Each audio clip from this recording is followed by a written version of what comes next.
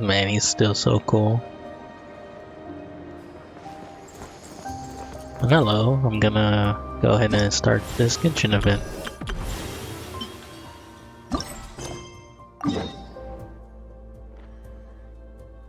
Hopefully it's a short one or it could be a long one.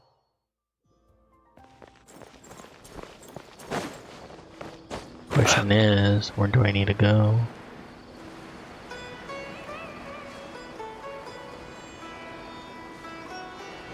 Is it gonna be at the DDR? Maybe.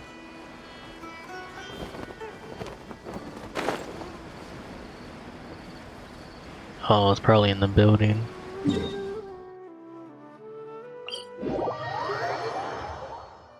Yeah, I was right.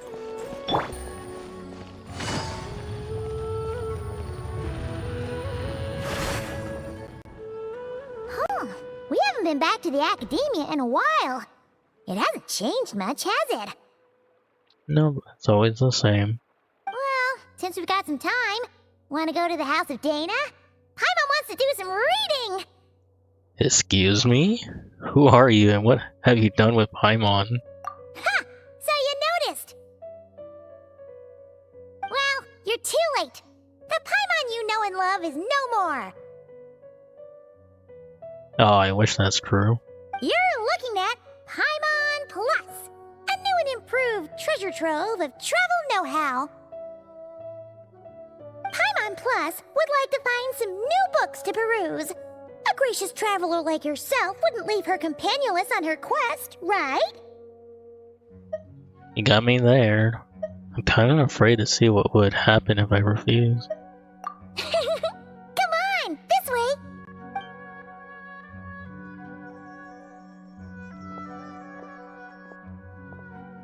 Oh hey! It's Collei and Cyrus! Wonder what's going on. Let's go see! And the books? I'm abandoning the quest already. Well, you know what they say? Learning is a lifelong quest. Which means there's always another chance to read a book. But you never know when the next chance to reunite with an old friend will come along. Sure, whatever you say.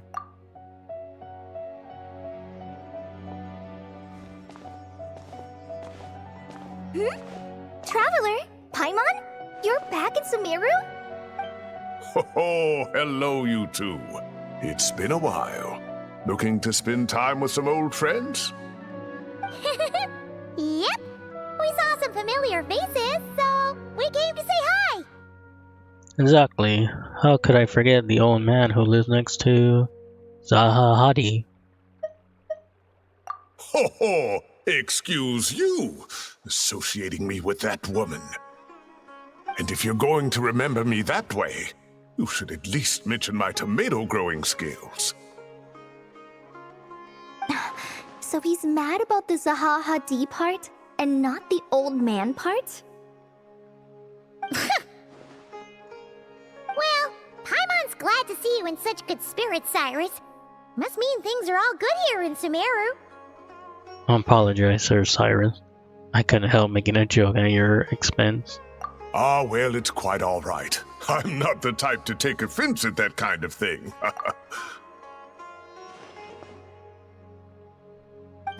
You definitely are. Anyway, what were you and Collei chatting about just now? Ah, that. Well, it was quite a spontaneous meeting. I was leaving the sage's office when I spotted Collei in conversation with a Mahamata, and it looked serious. I thought something bad might have happened, so I hurried over as soon as the conversation ended. But as it turns out, our Collei is moving up in the world. The academia even hired her as a consultant. Wow! That's incredible! Oh, it's nothing, really. Look at that, so humble. Takes after me, she does. Not at all. Not at all. No, wait. I didn't mean that to sound like I don't think you're humble, Mr. Cyrus, because of course you are. I just, Uh-oh, Collei's so nervous she's sweating. I should help her out. Anyway, what are you a consultant for exactly?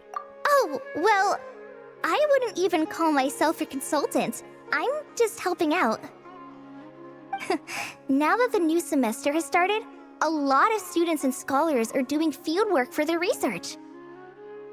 But it can be dangerous for those who don't have a lot of experience in the wild.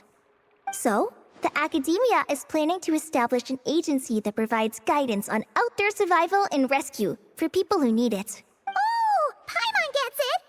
So, you're here to explain rainforest survival as a representative of the forest rangers. Yeah, pretty much. Of course, when it comes to tips on deciphering mechanisms or defeating monsters, that's for people who are far more senior than me to handle. And speaking of which, since we're short on manpower, the person in charge at the academia said we're still accepting newcomers. If you're interested, you're welcome to join and share your insights. Ah, seizing the moment. Well done, Collei. Recruiting someone as capable as the Traveler is a great idea. Oh, and just between the four of us, the academia has set aside a generous amount of funding for this project. Well, since Collei's thrown her hat in the ring, we should help out too. What do you say, Traveler? Well, as we all know, I'm nothing if not helpful. Great! We're all supposed to meet up in Aru Village later, so I guess we'll regroup there. I was kinda worried, since Master Tainari isn't around to help this time, but now I feel much better! Have faith. You don't need anyone's help to do a great job. Yeah, even if you don't trust the academia's eye for talent, you can trust ours for sure. And mine, of course. I have as good an eye for people as I do for tomatoes. Well, there you have it. Thanks, everyone. Oh, speaking of Tainari, how are things with him and the others? Good, thanks. All the forest rangers are doing great. Oh, but Master Tainari did mention that Sino and Sethos were heading to Gandharvaville. I'm not sure if it's for work or something else. Huh, knowing them, could just be to play some cards. I'm not sure. Apparently Sethos is bringing someone else with him too. But with my academia commitment, I didn't have time to ask for more details. Huh, well now Paimon's curious. Should we go check things out, Traveler?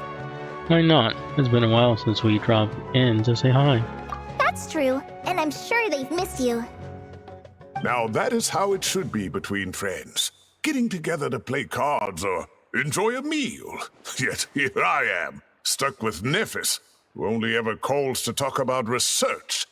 Well, I won't delay your reunion any longer. Until next time. Goodbye, Mr. Cyrus. Take care. Alright, I should probably get going too. See you later, guys. Come find me in Aru Village when you're ready. Sure thing. Looking forward to seeing you shine, Collei.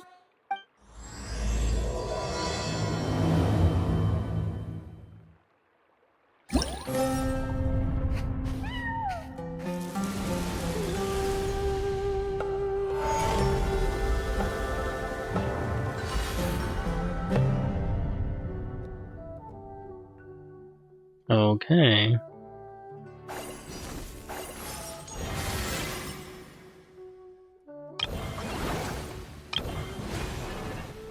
So 3 little event. Navigating the world is a whole lot easier with a few different identities to choose from. Need me to come up with some for you?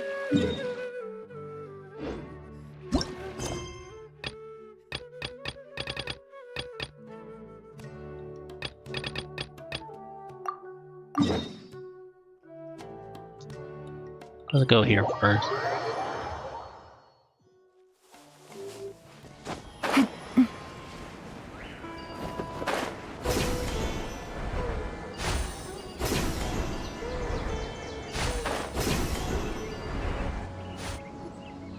Tainari's place.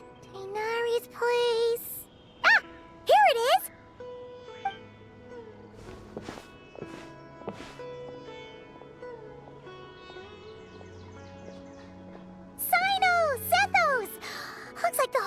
here. Oh, and Layla's here too. But, oh, she doesn't look too good. Did something happen? Hi everyone, it's been a while. Is everything okay here? Ah, Paimon, Traveler. It's good to see you. I'd welcome you like a proper host, but I'm a bit busy at the moment. Apologies. No worries, this seems serious.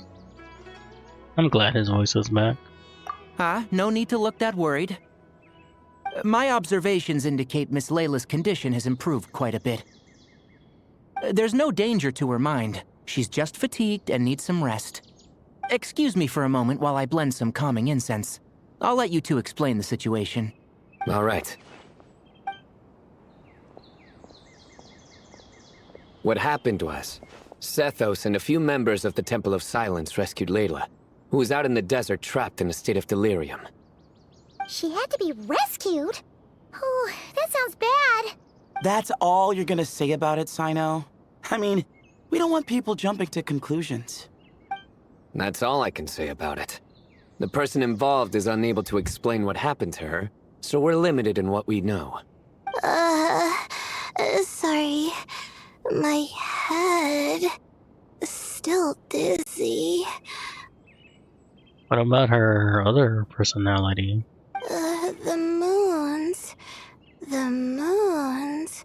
Exactly how many are there? The moons?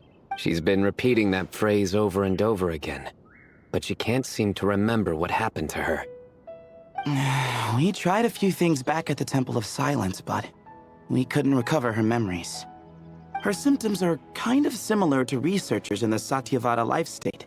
So we brought her to Tainari to see if our veteran forest watcher had any other ideas. Tainari is pretty much our last option, so let's hope he can help. The good news is, even if restoring her memory is a no-go, we can help with the headache at least. Jur was in a similar state when we found him, delirious and mumbling to himself, but he's more or less back to normal now. Sorry, I should give you some context first, huh? We should let Miss Layla get some rest. Come with me, you two, and I'll introduce you to the other victim of this incident. Good idea. I'll wait for Tainari here and keep an eye on our patient. All right then, this way.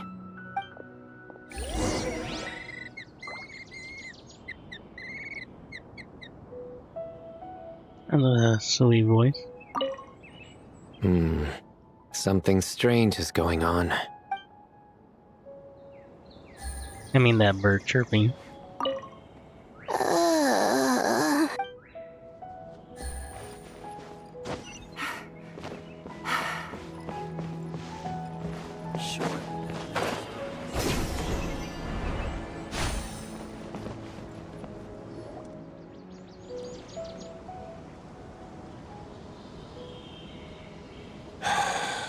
Who did the Ajalenok nut offend? I just don't get it. Hey, Jur. Still musing about Aji nuts, huh? Want me to have Sino come over and tell some jokes? Might help distract you. No. No need. I'm done.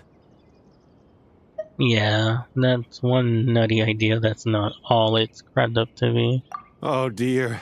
Another master of puns. One of Sino's card buddies, actually. I think I might just take that as my cue to head back to the desert. Hold on. So, what's the deal with the Ashilenok nuts? Other than the bad Sino jokes. We'll get to that. But first, introductions are in order. This is Jur, a member of the Temple of Silence. And you remember the Traveler, right, Jur? Of course. I'd never forget a participant in the Rite of Duels or the hero who saved Sumeru. Awesome. Could you go over what happened to you one more time, Jur? Our valiant hero is gonna help us get to the bottom of this. I am? Might as well join since you're here, am I right? Just hear him out. You're gonna want to uncover this mystery once you do. I bet on it. Well, I was on an expedition in the desert not too long ago, when I got caught in some quicksand. Later, it became obvious it wasn't normal quicksand because instead of sinking to my death, I fell into an undiscovered ruin. In my panic, arms and legs flailing about, I suspect I touched some things I shouldn't have. Yeah, he sure is flailing. Because in that brief moment, an enormous amount of information came surging into my mind. I would hesitate to even call it knowledge, because my brain had no capacity to process the information. To use an analogy, it would be like trying to stuff thousands of Agelenok nuts into a simple water skin without it bursting. Sorry again with the Agelenok nuts, I know. It's fine. We're getting to that part of the story anyway. True. Well, just as I was on the verge of madness, a single phrase broke through the storm of thoughts in my head. It was a man's voice saying, "Don't eat Agelenok nuts." What? Huh, that's very weird. I know it's hard to believe, but that's what happened. I was saved by the phrase, "Don't eat Agelenok nuts." You mentioned a man's voice? Do you know who it was? I'm not sure. I'm not even certain it was a man's voice. It's hard to remember now that I've been repeating it so much myself. Anyway, the good news is I no longer feel like my head is going to explode. Of course, the bad news is that phrase has been stuck in my head for the past few days. Wow. But doesn't it have the opposite effect? Like, the more you say don't eat it, the more you want to eat it? Yes, that's exactly right. Whoever the voice belongs to, I don't know what his deal is with those nuts. Well, the world's a big place. There's bound to be people who don't like sweet stuff. I suppose. Strangely enough, I'm starting to think the voice belonged not to a man, but a cat. Oh, a cat. A cat? How? That's the question, isn't it? What would a cat be doing in an abandoned ruin like that? Ooh, I wonder if it's Nefer's cat. Just as my mind was reaching its breaking point, I could have sworn I heard the sound of a cat guiding me to exit. But when I came to, all I saw was endless desert, and Sethos shaking me in a desperate attempt to wake me up. It looks like he's choking him. I'll admit, it was pretty terrifying seeing you like that. Staring off into space and mumbling about Agelenok nuts. You sure don't sound terrified. Sorry. It's not that I don't care. It's just kind of hard for rambling about Agelenok nuts to sound menacing. Now, what Layla was saying, on the other hand, that is much creepier. You mean about the number of moons? Exactly. The unknown is what breeds fear. Agelenok nuts are familiar. But the moon suspended above us at night? That's about as foreign as it gets. Well, we don't know that for sure. There could be a whole other world inside an Agelenok nut, with a moon of its own. Huh. I guess. Agelenok nuts are not to be underestimated. Right, yeah, of course. Won't catch me disparaging the mighty Agelenok nut. No, sir. Huh. So, a similar thing happened to Layla then? Yeah, I think so. I was in a hurry to rescue Jur, so I put a marker on the incident site so we could go back and investigate. When his condition stabilized, we doubled back around to check and... You discover Lila in a similar condition. Layla, sorry. Exactly. Multiple victims with the same symptoms at the same location. It wasn't hard to conclude that something is seriously wrong with that place. So, after we got Layla out of there, I had the Temple of Silence put up a warning sign at the scene and send patrols to watch the area. Speaking of, Sino, Tainari, and I are going to head back there and investigate once Layla is stable. So, as per usual, you're here just in time. Yeah, sounds like you need all the help you can get. That's for sure. But there's another reason I want Sino and Tainari involved in this. Because the story doesn't end there. Right, Jer? Oh, yes. Where was I? The Agelenok nuts butted in and I... Right. Yes, the cat. As I followed the cat noises, the voice said something else. So, there are those from Tula who still endure. I thought that was strange, of course, because, well, was the voice referring to me? Records of my ancestry are rather sparse, so I'm not sure if my bloodline even traces back to that place. I will not pronounce that name. That's right. The Temple of Silence's place of origin. And the home of Tainari's people. Plus, Hermanubis, who Sino and I both share a connection to, was one of the city's founders. Oh, one of King Desret's followers. Because I think Nefer, now Sino, and Tanari are kind of related to those powerful people back then. As the temple's current leader, if something strange happens in the desert, it's my job to get to the bottom of it. But it turns out, a lot of people have a horse in this race, and I'm not leaving any of them out. Good idea. Count me in too. See? Knew you'd join. But yeah, that's all we know about Jer's situation. Tainari should be done on his end. Let's head back and check on Miss Layla. That is weird. There are records in the Temple of Silence that speak of the ancient desert people's love of raising cats. Perhaps I encountered some ancestral cat spirit, long since passed on.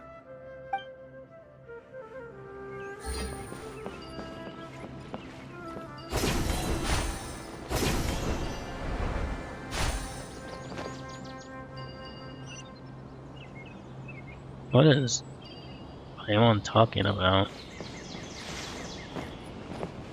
That about some node flower withering away? Huh, that's weird. Oops, sorry.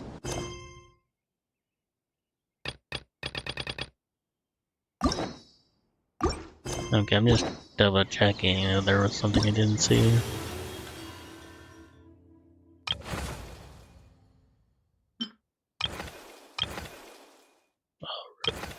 I'm sorry. It's only 2? Seems like a short one.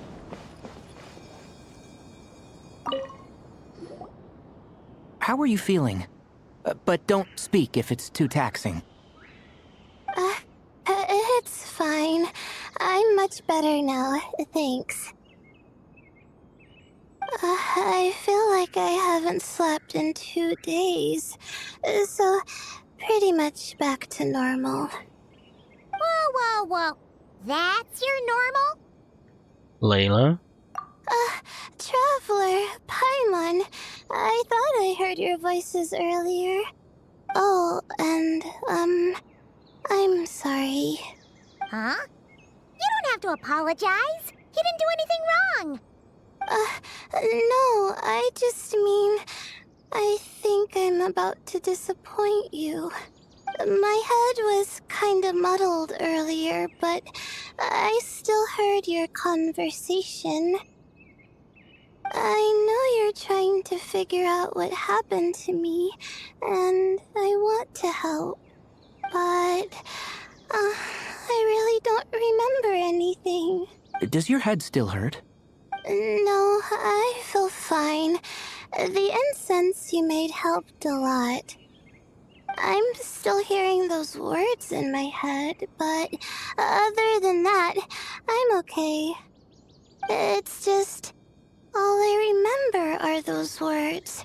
Everything else is a total blank.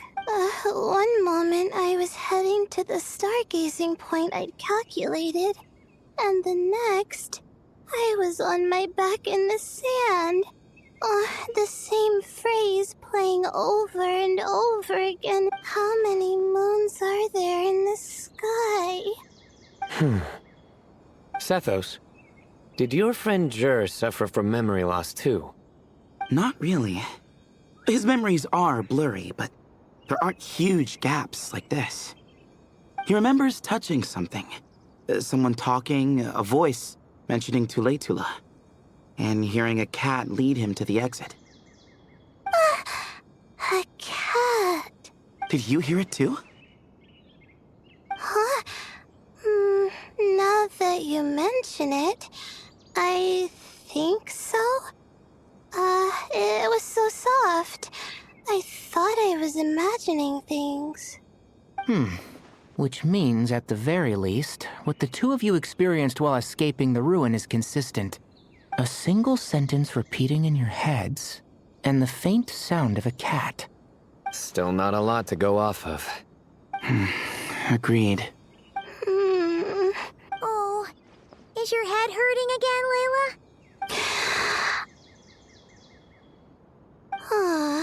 No, I was just thinking.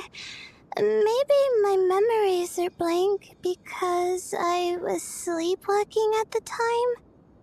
Sometimes, my friends and classmates tell me about things I don't remember doing, or places I don't remember going. I don't talk about it a lot because, well, I don't even know how it happened. But I don't want my personal circumstances clouding your judgment. So I, just wanted to mention that. Ah, I see. Well, thank you for telling us. But I don't think we need to dwell on that for now. We're gonna check out the site of the incident for ourselves, so that should help us come to our own conclusions. I'm with Tonari. Don't put too much pressure on yourself, Layla. Okay. Pretty sure her other personality will have more details. Then could I come too? I have to know what happened to me back there. Sure, but on one condition. You need to be in tip-top shape before we head out. If your condition isn't stable enough before then, we'll have to figure out something else. Of course. No problem. Well, I'm more concerned about Tighnari. You sure you'll be alright in the desert? You say that like I'll evaporate on first contact with sand or something. He did have a pretty rough time at the desert. Call it curiosity. If this concerns my ancestors, I want to figure out what's going on. Anyway, as long as I take things slow when the sun's out, I should be fine with the right preparation. Besides, it's a good idea to have a doctor on hand in case of emergencies. So long as our doctor doesn't become the emergency. Well, if that happens, I suppose I'll just have to rely on the kindness of my entourage to haul me back home. All right, well, that all sounds good to me. Let's meet in 2 days like we agreed. Jer and I are gonna head back to the Temple of Silence and do some research in the meantime. See you in a couple days. Sounds good.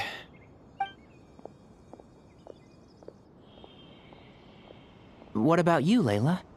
If you feel like you need more rest, I can arrange a room for you to stay in. No need. I've asked enough of you as it is. Besides, I feel a lot better. I should make it back to my dorm, no problem. You sure? Don't push it too hard, or you might end up sleepwalking along the way. Don't worry. I'll be fine. I have other things I need to do anyway. Like letting my advisor and classmates know that I'm fine. Adjusting my stargazing schedule. Things like that. If I don't get it all done, I doubt I'll be able to sit still, let alone stay here and get some rest. I'm not so sure that's... You know what? I'll make sure she gets back. A much better idea. Of course, if anything starts to feel off, come back for a checkup right away. You'd better listen to him, Layla, or he'll feed you tasteless slop as a punishment. Punishment? You're the one who caught a cold. You're supposed to eat light when that happens. Besides, with your nose stuffed up like that, you couldn't taste anything to begin with. Huh. Is that so? And here I thought it was an in-taste-to-know issue. Should have seen that coming. You're off the clock, so now it's time for puns, huh?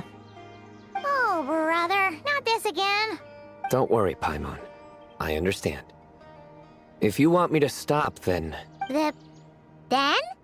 You'll have to call a plumber. Tell them someone's gotta pipe down. Wow. This is getting more insufferable by the second. Put a sock in it already, please. Got it, Paimon. One socket coming right up.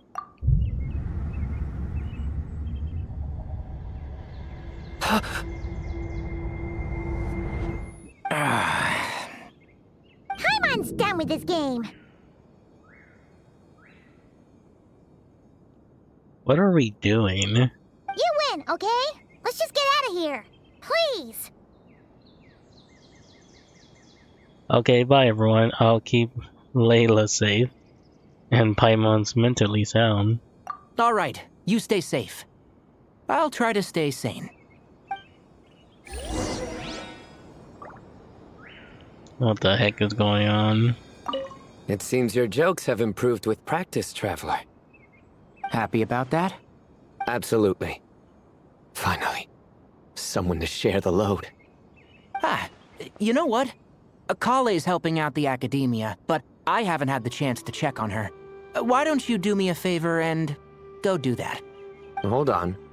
I thought you were having me over for dinner. No, that's sweet. Surely that little girl must be leaving soon. Apparently there's a theory that those two are a couple.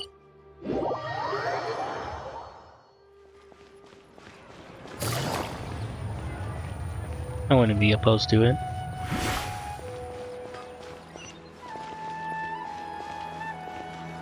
Oh.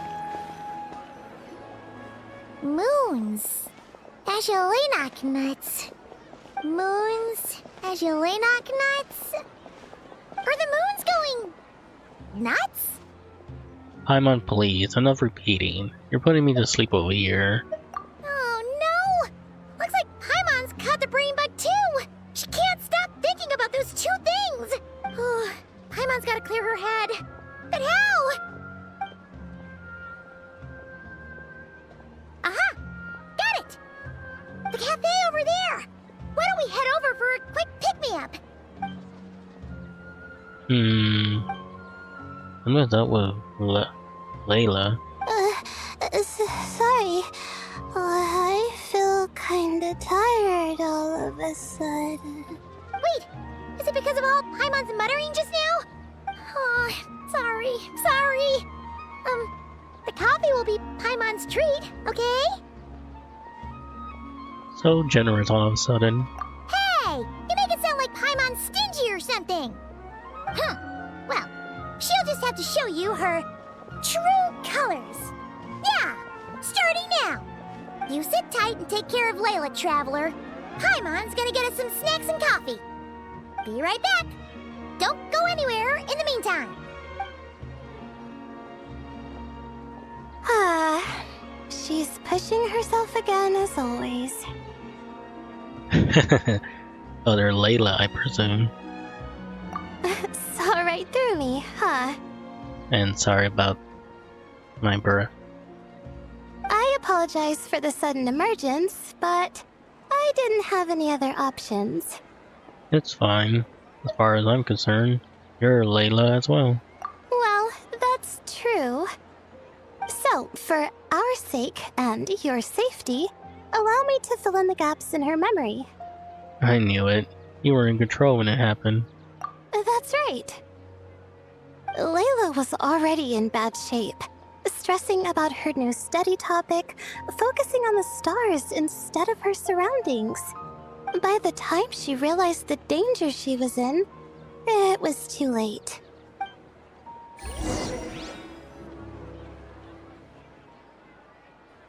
Aw, that's beautiful.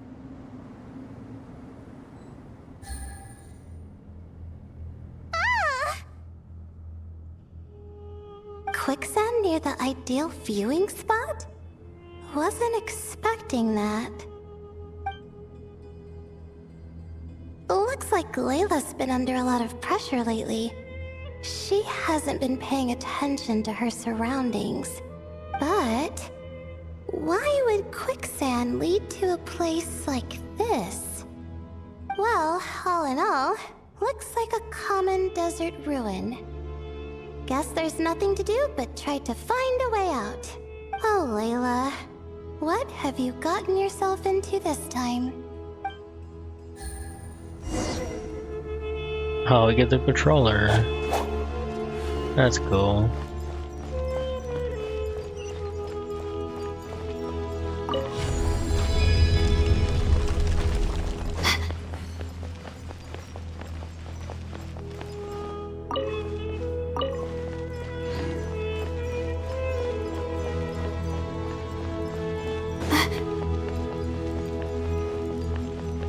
I wonder if we'll find any treasure chests.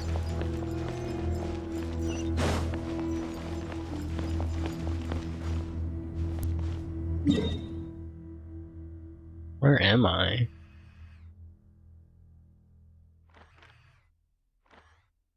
Oh, we're right next to it. That's cool.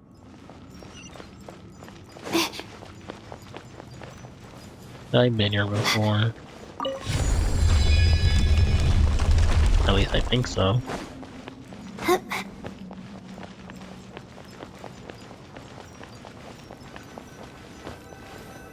I think this door can be opened using the device next to it.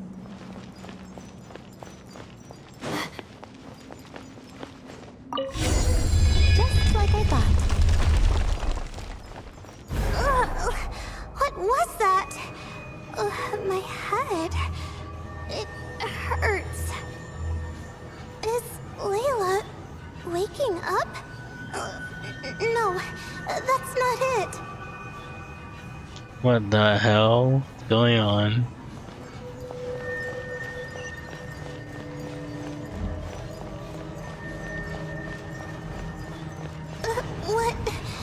What's going on? It's too much. I don't understand.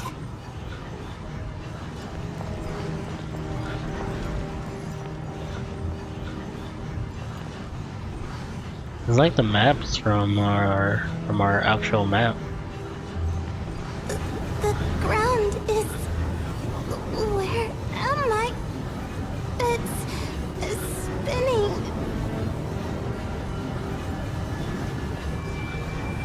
Oh, that's so creepy.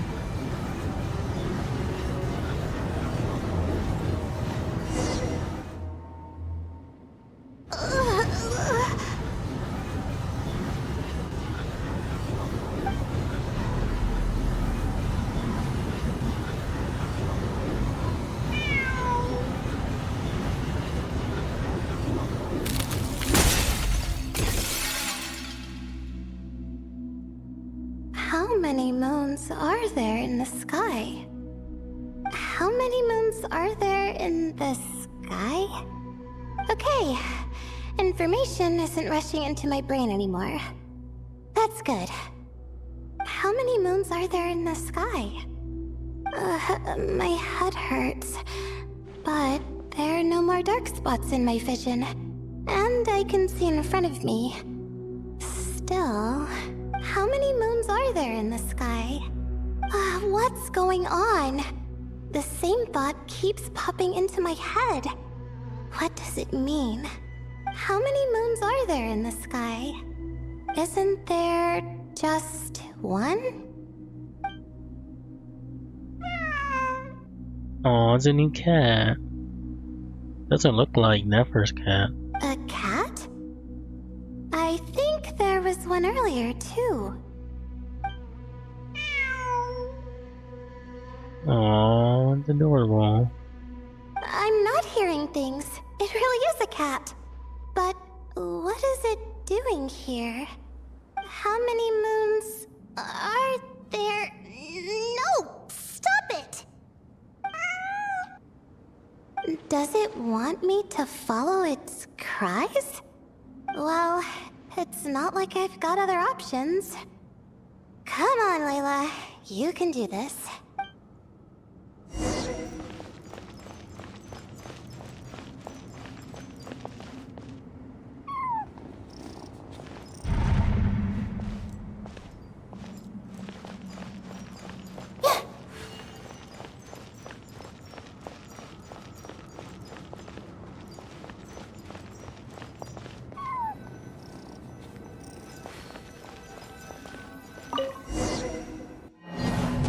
Oh, that was fast. And so I followed the cat's cries to find my way out. It was quite a kind creature. It didn't even leave until the other me started to wake up. Well, that fills in the gap. Sounds very similar to what happened to Jur. Thinking back, it all started when I touched that device. I've heard fellow students talk about it before. How the desert is full of objects that do strange things. Sometimes it's just a minor inconvenience, but other times devices like that can cause massive trouble. I know exactly what you mean. Of course. I forgot how much adventuring experience you have. Still, carrying an umbrella doesn't mean you can't get soaked, so just be careful and stay away from unknown devices. Thanks for the advice. No need to thank me. You and Layla are about to head into dangerous territory together. You need to be safe so she can be safe. Well, I think that about sums it up. Ah, and just in time. Your coffee's here. Traveler? A little help over here? Aww, she couldn't hold it.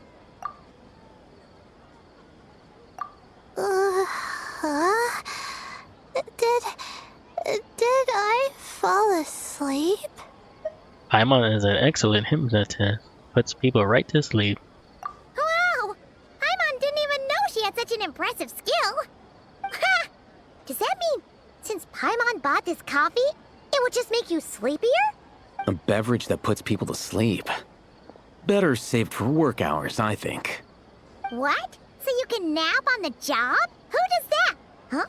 Oh. Beep boop. Oops. Oh, hey them! Collei! Nice to see you! Oh, and you too, Marak!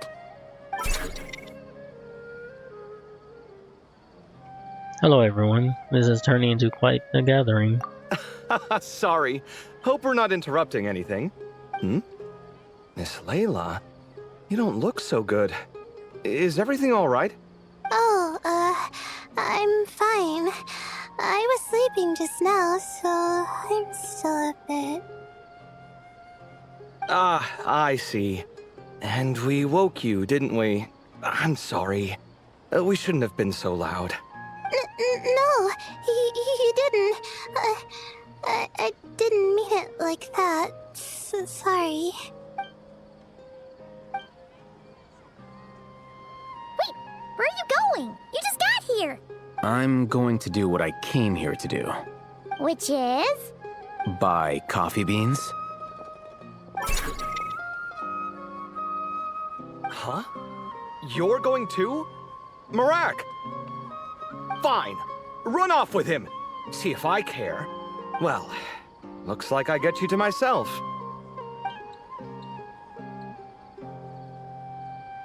It's been a while, hasn't it? How have you been? Same old, same old. So, a busy life of adventuring for you, and a busy life of academics for Miss Layla, is that right? Oh, is something wrong?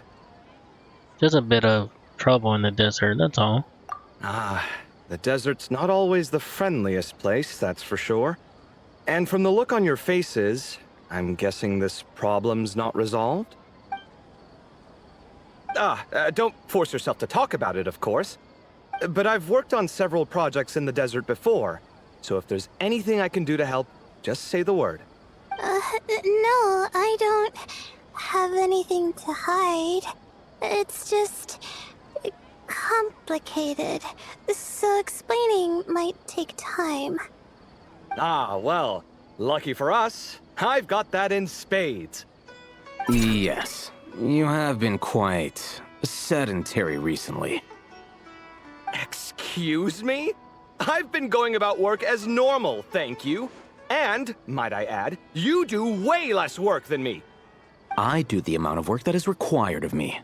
Ah, yes. You and your stellar work ethic. The stuff of legends. Oh, Now look what you've done. I've lost my train of thought. Where were we? The problem in the desert. Wait, you were listening earlier? Oh, we're giving the silent treatment now? Mature, very mature. Continue, Miss Layla. I'm curious as to how this incident unfolded. What did I tell you? This one doesn't have enough to do. Alright. Well... Could you still use some extra hands on this investigation team of yours? Huh? You want to join, Mr. Collei? That's right. I think my experience studying desert mausoleums could be of some use here. While Hatham's expertise in ancient languages could be helpful too. Besides, I consider you all to be my friends. And friends are supposed to help each other out. Wait, I'm involved in this now? Oh, please, I know you. Half the battle was over the minute you said you were curious. We couldn't stop you from joining if we tried. Well, you've got me there. Besides, this suitcase of yours has been jumping at the chance to volunteer for a while now. I imagine... You imagine? Mechanical life forms might also feel homesick from time to time. Huh. Now that you mention it, Marak's core was a component sourced from the desert. That could prove useful. You're sure you want to come with us? It could be dangerous. Oh, I'm sure. All the more reason to recruit as much help as possible. It's important to count on friends at times like these. We appreciate the help. Our pleasure. It's a plan, then.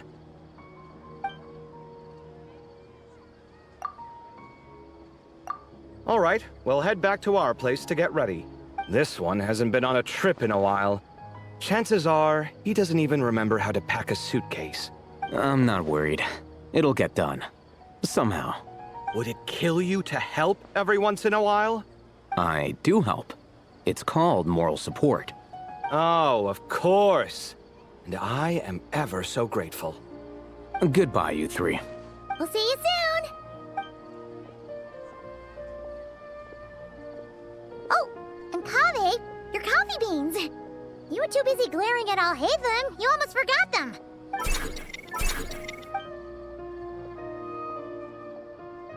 Well, we're pretty close to the academia now. I should be fine from here. Thanks for the coffee, Paimon. I feel much better now. Coffee's great and all, but you need sleep too, Layla. Right. I'll follow the doctor's orders. Or try to, at least. With the blessing of the stars, I hope we all get a good night's sleep.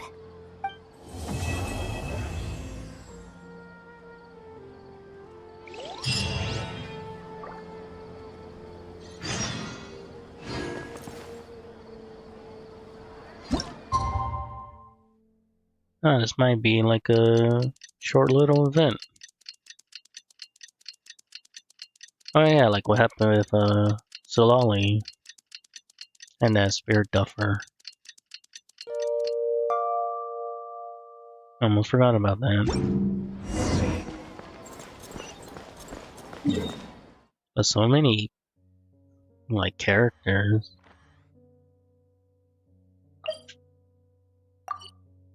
I mean, there's gonna be like small mini games, so that's what I'm gonna do. This last one is a long-term project we're calling the Security Division. Thanks to General Mahamatra Sino, we've been able to bring Dia on as the instructor and Candace as the coordinator. They're putting together a combat test right now, but they should be back soon. Hey, looking for us? Guess we showed up right on cue then. Oh, I'm so glad they brought her voice back. And I heard that the other one, her voice actor is different now too. Wait, the Traveler and Paimon are joining as well? That makes things a whole lot easier. Sorry for keeping you waiting, everyone. but we managed to bring back some good intel. It does sound very different too. Intel? Huh. This is starting to sound intense. That's the type of prep you do before a major battle. Are we planning some sort of offensive? Of course. What better way to protect the students than to sweep through the desert and rid it of all potential dangers? Not a bad plan, right? You in? Not the best time for jokes, Dia.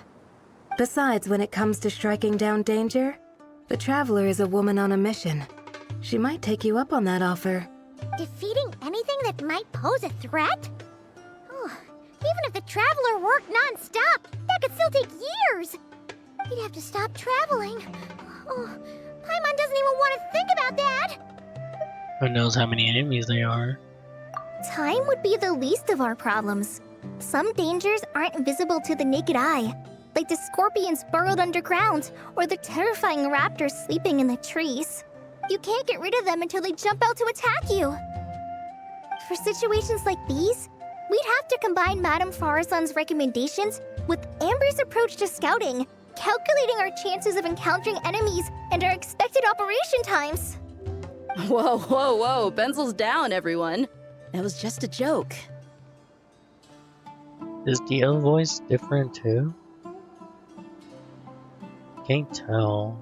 The security division's goal is a lot simpler, actually. We're just here to ensure that fieldwork teams include trained combat personnel. Some of this work has been entrusted to the Blazing Beasts and other mercenaries, but members of investigation teams who pass the combat test can also qualify. Before an investigation team is allowed to head into a dangerous area, the group must include at least 2 professionals who have passed the assessment. And Dia and I were just out collecting intel on the best place to hold the test. We found a domain filled with monsters and bandits of all levels. Hopefully, they don't mind us borrowing their stomping ground for a bit. It'll only cost them a few smacks on the head. Oh, so we just need to supervise, right? I think that's still her voice. That's right. Participant safety is our utmost priority. So we'll organize a group of capable personnel to take it in shifts. We still need to figure out our testing metrics, though. Fighting is different from an actual exam, and there's no one right answer. Mercenaries like me, we all have our own style. That's not a problem in actual combat, but when it comes to teaching, we tend to stick too much to what we're used to. So, we need someone to give us a baseline. Someone who has the experience, but also takes a more flexible approach in combat. That's my specialty. Leave it to me. Yeah, based on what you just described, the Traveler seems like the perfect person for the job. Great. Working with you is always a pleasure, Traveler. Smooth as butter on a steak. Don't forget about compensation for the Traveler and Paimon, Dia. You agreed without doing the math first. Ah, it's fine. We'll just split the funds Collei wrangled for us, 20-80. 10 for me, 10 for you, 80 for the 2 of them. Wait, we're getting 80%? That seems a bit too much, but thank you for your generosity, Dia. Don't sweat it. We're just in charge of the long-term operations. You're the one setting the metrics for the whole thing. So I think we got the better end of the deal. We've talked about a partnership in the past, haven't we? Well then, consider this the perfect place to start. Then I'll draw up a detailed overview of the compensation so it's clear for everyone. That'd be great. And don't worry, Miss Candace. About that piece of land you're leasing to the academia, the one used for grain storage, I managed to get them to agree to a 30% increase in their rent payment. Oh, thank you. Those funds will go to fixing up some of the village facilities, which should make for a more comfortable experience when investigation teams stop there in the future. All right, we should finish up our arrangements for the combat test. Stop by our station when you're ready, Traveler. See you soon. Oh, you sure are the beating heart of this operation, Collei. You brought the whole gang together. Oh, no. I'm just doing what I can. I still have so much to learn, so much work to coordinate. But for now, let's just give it our all. You bet! We'll make the Fieldwise Center the best it can be!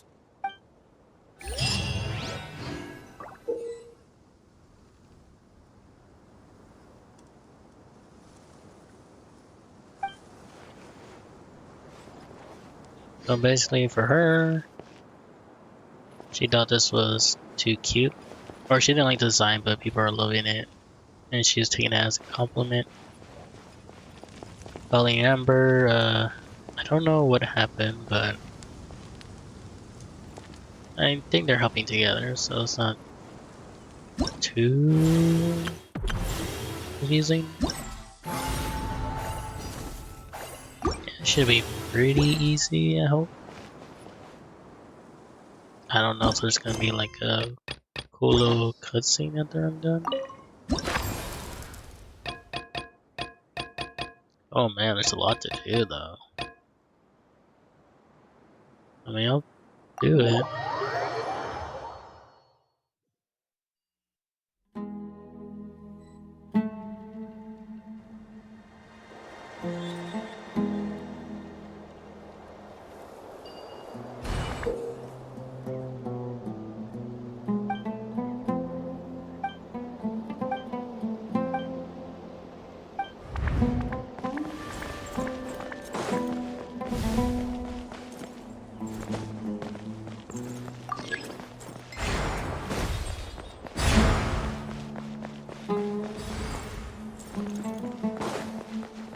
Oh,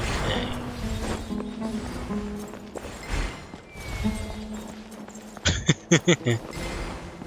Okay, that's funny.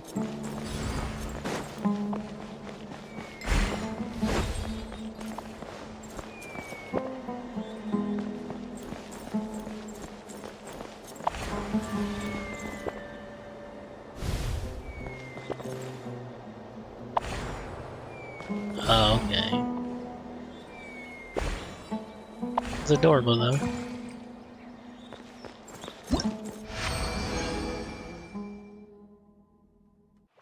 I'm doing good. Hope you are doing well, Mystic.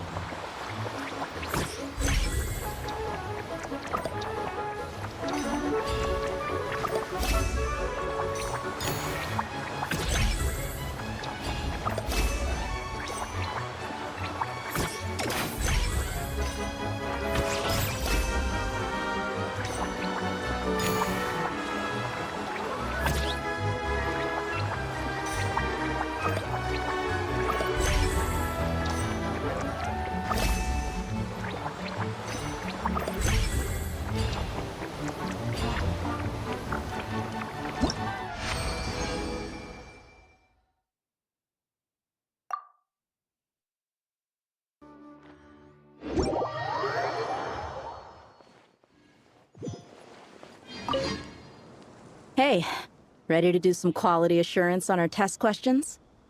More than ready. Wonderful. Just don't forget to pace yourself.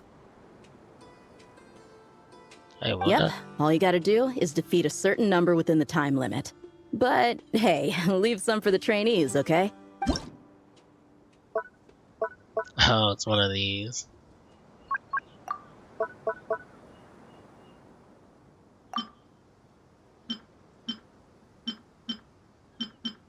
Oh, that sounds complicated.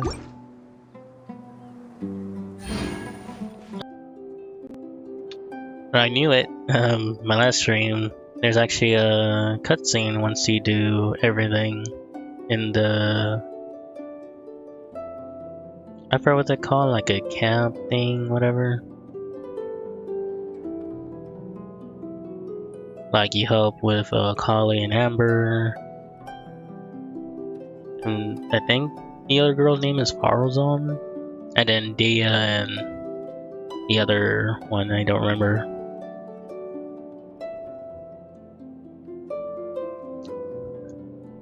I hope everyone is doing, or I hope everyone's having a good day.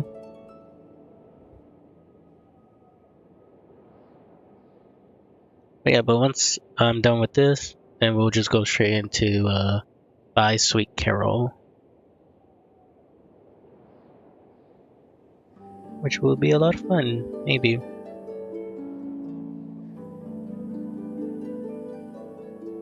That's how it is true, huh? I was on my phone earlier. Alright, without further ado, let's get started.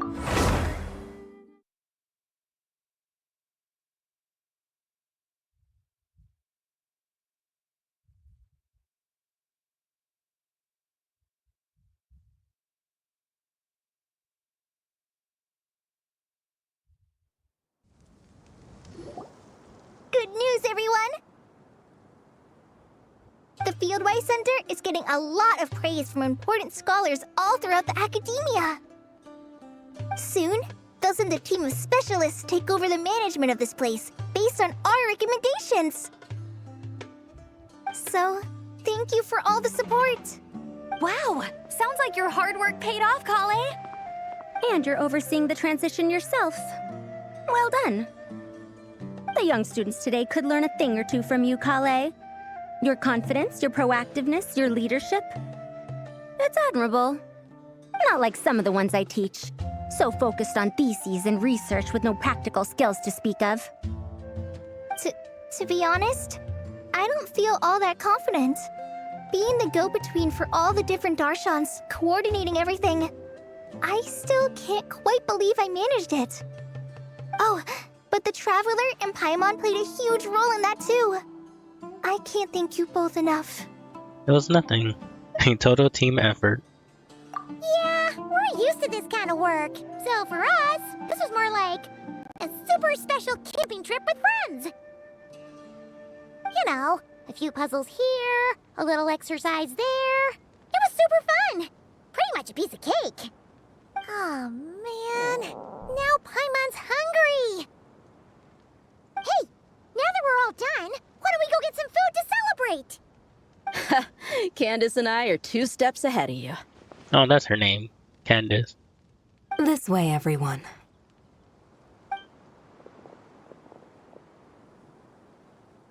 Woohoo! A feast! Perfect timing. Oh, it's been a while since we've had such a delicious spread of dishes from Sumeru. Paimon feels like she could eat twice as much. No, 3 times as much as normal. Get off of me, Paimon. Still waiting for the day you clean out an entire restaurant. Huh, is that a challenge? Careful what you wish for. We have your wallet to think about. It's been a while since I've had food from the desert region. It's nothing like I remember. Now this is the real deal. Everything I've tried before pales in comparison. That means a lot, Madame Farazan. If all the researchers who came to our village were so polite, we would have an occasion to offer feasts like this more often. By the way, you planning on doing any sightseeing, Miss Amber? You came all this way after all. Oh, for sure. I hear that there's a forest full of gigantic trees northwest of Port Ormos, with trunks bigger than the entire width of the Good Hunter restaurant. I'd love to see it for myself. Oh, and I bet I could climb up and then glide down from the treetops. That sounds so fun. In that case, I'll give you some snacks to take with you. Like a dense cake or some dumplings. The wind's strong up there, so you don't want anything too crumbly. Oh, and you'll need a thicker water skin, so it doesn't break if it drops. Oh, dumplings sound great. So soft and chewy. Great thinking, Collei. As for the desert, I'd love to check out some of the ruins, like that giant one shaped like an hourglass. I'll just observe from a distance, though. Your ruins could be protected sites, so better to not barge in. Besides, there could be someone sleeping in there. I'm glad to hear that, Miss Amber. It's for the best. Your body won't be used to the desert environment, though, so traveling could be tough. You'll need to bring moisturizing ointment and essential oils for the skin. So we're even thinking about skincare. There's a whole new level of thoughtfulness.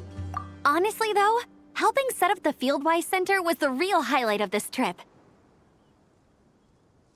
And thanks to you, Collei, I got to make some new friends, too. So I couldn't be happier. Feel free to drop in on me in Mondstadt anytime. I'll show you the best our city has to offer. Don't mind if I do. I had some dandelion wine while I was in Fontaine, and man, that was the stuff. So sweet and fragrant, not a single bitter note in there at all. And that was the imported stuff. I bet the taste is even better when it's fresh. I'm looking forward to downing a couple of barrels already. It couldn't hurt to take a break from wine either. Those children gave you some hennaberry thorn powder, remember? You could make some tea. Still don't know if that's still the same Deia's voice actor. I don't know. I haven't checked if they changed her voice or not. Come on, Candace. It's just a taste. The barrels aren't even that big. We're talking like 3 to 5 cups per, tops. And don't worry, I'd make sure to bring back souvenirs for everyone. Well, I've heard the Knights of Favonius library has quite the collection. I wonder if there are tomes that approach engineering from a different angle. Could be worth perusing. I'm not sure about the exact number, but the library's pretty huge, all right. What kind of books are you interested in, Madame Faruzan? I can write them down and have Lisa get them ready for you. Either way, just leave your Mondstadt travel plans to me. Lisa? Lisa Mincy? Cyrus's prize student who he never stops bragging about? So that's where she's hiding. Oh, she knows Lisa. That's so cool. Ah, this is kind of nice, isn't it? Friends of ours meeting other friends of ours, then becoming friends in their own right. The world doesn't stand still after all. Nice to have friends all over, don't you think? Yeah. Maybe we should start introducing our friends to each other. Paimon can think of a few who might get along. Huh, not a bad idea, right? Just imagine all the fun we could have.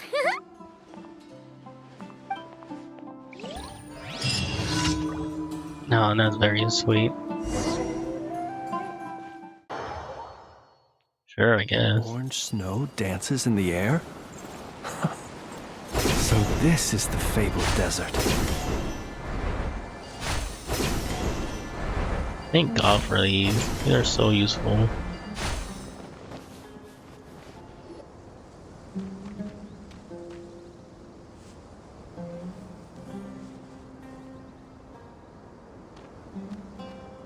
Of course. Looking at the map, we should be getting close. Any like scenes or movies or TV shows in the desert, they always have like a creature pop up out of nowhere and then runs away. Speaking of which, the closer we get, the more Paimon's heart feels like it's beating out of her chest. Must just be jitters for of excitement. Excitement. Yeah, sure, that's it. Oh look, it's Tighnari and the others. Everyone's here bright and early. They must have set out. Oh, they must have set out last night. Yeah, the desert's a pretty harsh environment. Better to travel at night and beat the heat. Hey everyone, we're here! Ah, right on time. Looks like the desert's treating you okay so far. You don't need to worry about me. It's not too hot yet, and I'm properly hydrated. All right, we're just waiting on the 2 people Miss Layla mentioned, and then we'll be set. What about Dur? He's staying behind. If we don't make it back after a certain time, he'll be in charge of rescue operations. You can count on me. Nice! You thought of everything! Oh, and Cyrus said he'll be in Aru Village, so he's also available if we need help. Haha! Amazing! Having people to watch our back is making Paimon a lot less nervous. Did you get a good night's sleep, Layla? Yeah, I did. After hearing about what happened, my advisor gave me some time off to rest. So, my studies are on hold for now. Then, does your advisor know you're back in the desert to investigate? Yes, but I was only allowed to come after I mentioned that General Mahamatra would be there too. Haha! Quite the reputation you've got there, Sino. Something wrong? You haven't said a word this whole time. Are you in a bad mood or something? No. Being skilled with words also means being a good listener. I'm just reflecting on what you're saying. Oh, Hatham! Kaveh! Ha! Over here! I was about to tell another joke. Darn it. I was just setting up a brilliant... Yeah. I'm sure you'll find another chance. The important thing is, our scribe and our renowned architect are here at last. High praise. But wait, why am I renowned and not him? He's just as famous as Sino, Dia, or Nilu. That just means your level of fame is even greater. How could a lowly scribe hold a candle to you? Lowly scribe? Please. All those strings you pulled to get those new books from the House of Dana? What do you call that? Borrowing. Anyone with an employee ID can do it. Uh-huh, yeah. The House of Dana bends over backwards for just anyone, does it? Send a report to Lesser Lord Kusanali then. Let her know someone at the Academia is abusing their position. Hey! I never said abusing! Impressive verbal sparring, as always. Oh, hello to you too, Marak. Well, looks like your assistant is raring to go, Kaveh.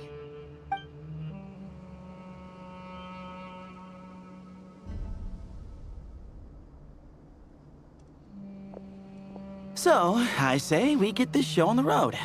No sense delaying the inevitable. True. Let me scout ahead. No need. We're in this together, remember? Sure. This is the entrance, yeah? Yes. Perfect. Then, if we're all set, let's get moving.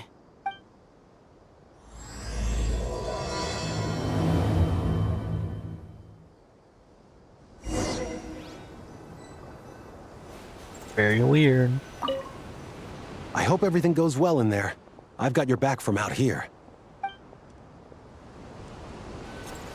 Sure hope you do.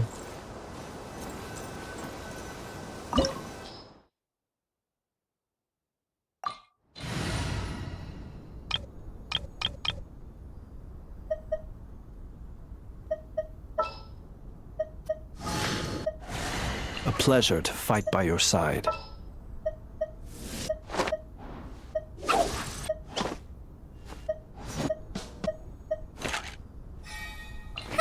Need my help as usual? Yeah, sure, why not? Let's use the healer.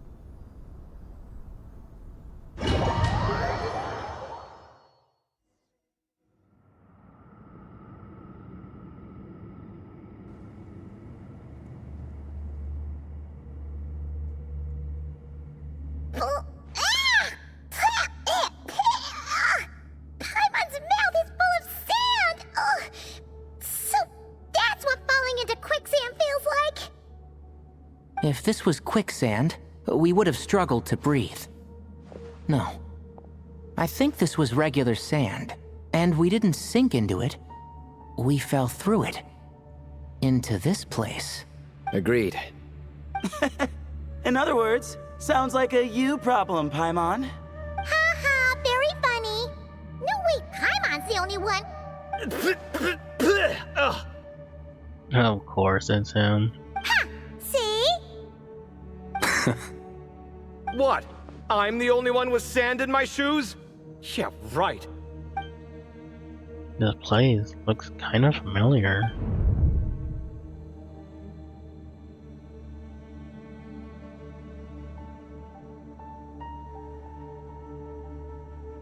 Oh yeah.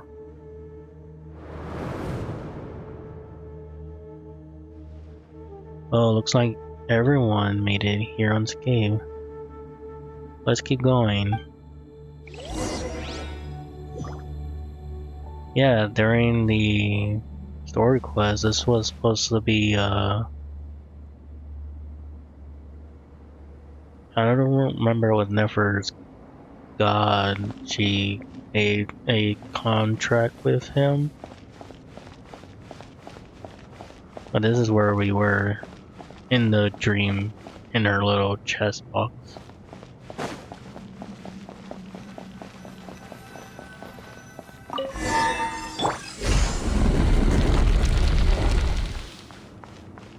Oh yeah, there are some enemies there. Great. Whoa! There are monsters here? Jared didn't say anything about that. Probably means he didn't run into that. But we're just unlucky. Not the best sign of what's to come. We'll be fine. Let's just use up all our bad luck, and we'll be building. I'm a rock. Look at you, Foodhound! By the frost moon of old, you poor lost lamb.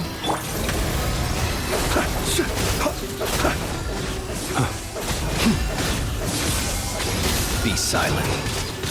Do you fear the dark? Forest, protect us. Yeah!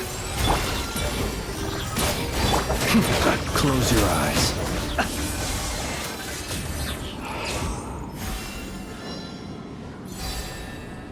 That was cool.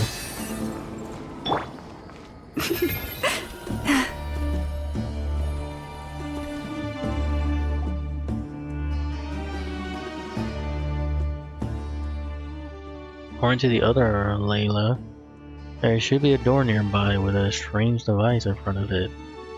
Ah, there it is. The door is shut, and the device seems to be out of energy. In that case, it should be disabled.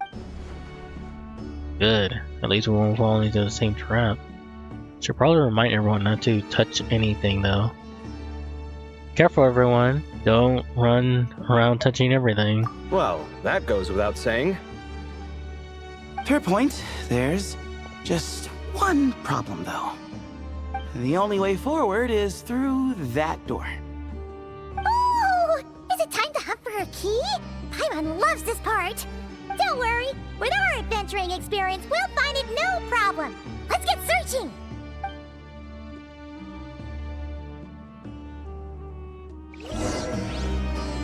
There's so many people. Wait.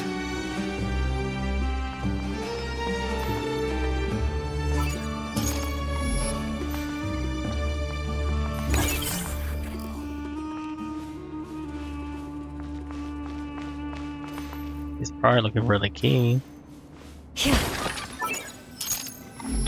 Oh, look at that. Marak seems interested in these jars. Go smash them. Ah, well, we would hate for you to have to lift a finger, Your Highness.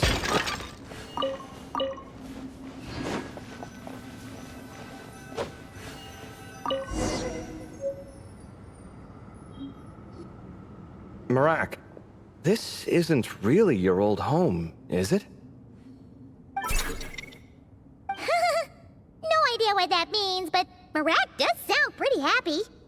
So, mechanical life forms do have the capacity to miss home.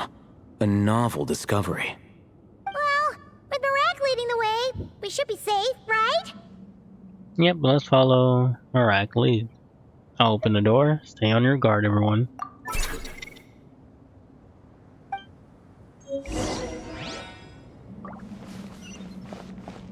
Open sesame.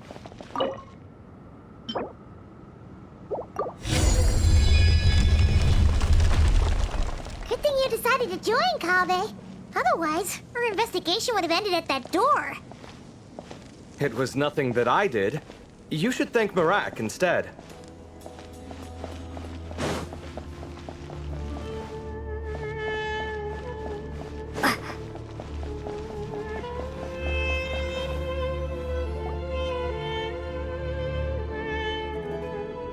Hold on. At this rate, Paimon's gonna lose her title as best guy to a mechanical suitcase. Don't worry, Paimon. Even at your most useless, you're stuck with me. Aw, thanks. Hey, wait. What do you mean, useless? Well, no weird mental symptoms so far. I'll take that as a win. That said...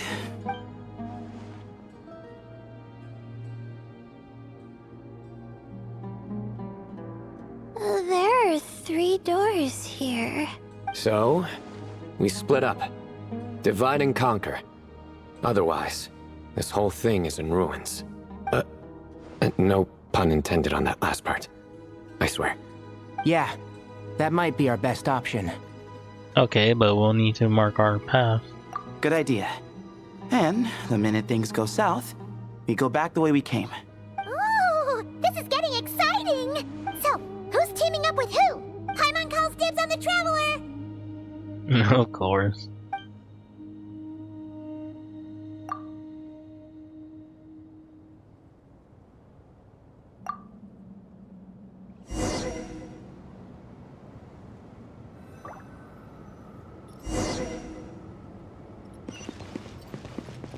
I guess the others are gonna choose the other doors.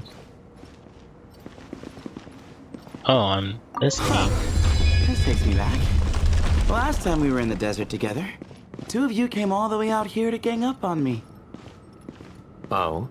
Sounds like someone's holding a grudge. Just what I like to hear. If you're still hung up on that last one, just name the time and place, and we'll have ourselves another thrilling... duel. Huh. What's with the awkward pause? Were you expecting me to stop you from saying something stupid? You two can have 1,000 duels for all I care, after we're done here. For now, focus on the task at hand.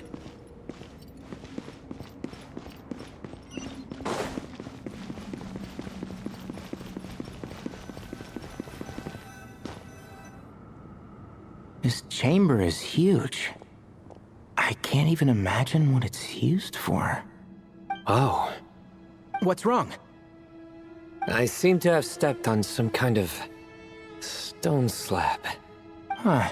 There's a pattern on this, but it's hard to make out with all the dust. Huh? Look! The shape seems to match the markings on the ground over there. Let's slot it in and see. So it's gonna be like a puzzle. And we have a match. Looks like we need to find the other 3 broken slabs. Let's search the area, but be careful where you step. Gonna be too hard, I bet.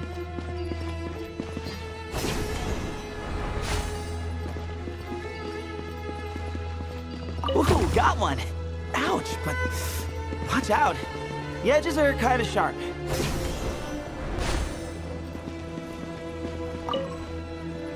Of course.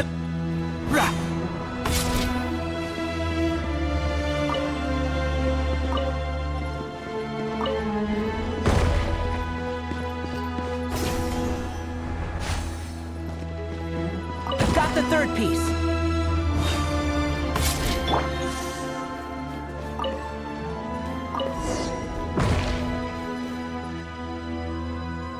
We just need one more. Oh, there's the cat again. Look! A cat! Could it be the same one Jur mentioned? I don't think we need to worry about startling him. He doesn't seem afraid of people. Yeah. If anything, it seems like he wants us to follow. And I just realized that thing's a giant fan. Oh, there is a chest here. Excuse me? Can't see?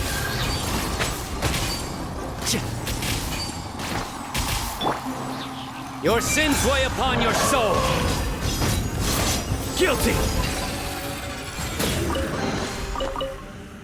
I almost missed it too.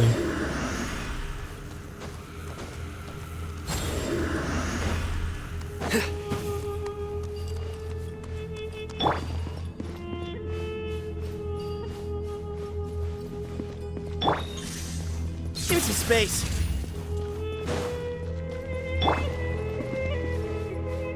Kitty. Oh, he led us to the last piece. Who's a good kitty? I never thought I'd hear you say something like that. Sorry about that. You've clearly never heard how the professor talks to his tomatoes, then.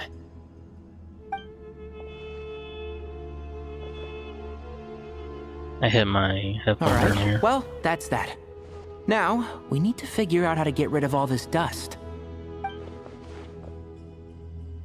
Behold, the great Vayu Viastra. Be honest. You've been waiting to say that for how long now? Just activate the mechanism.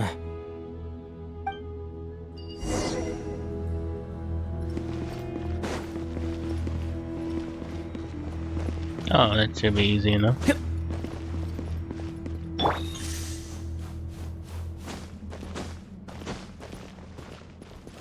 I don't get why you can't climb this. Oh, whatever. Sorry. Oh, I should have done that earlier. I'm done.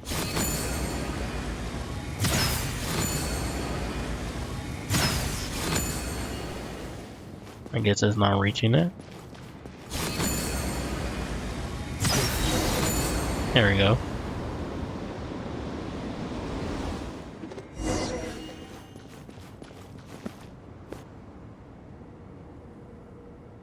Huh. It worked.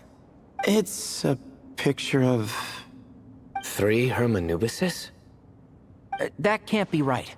The ears aren't vertical. Oh, true. And the lugs fall short.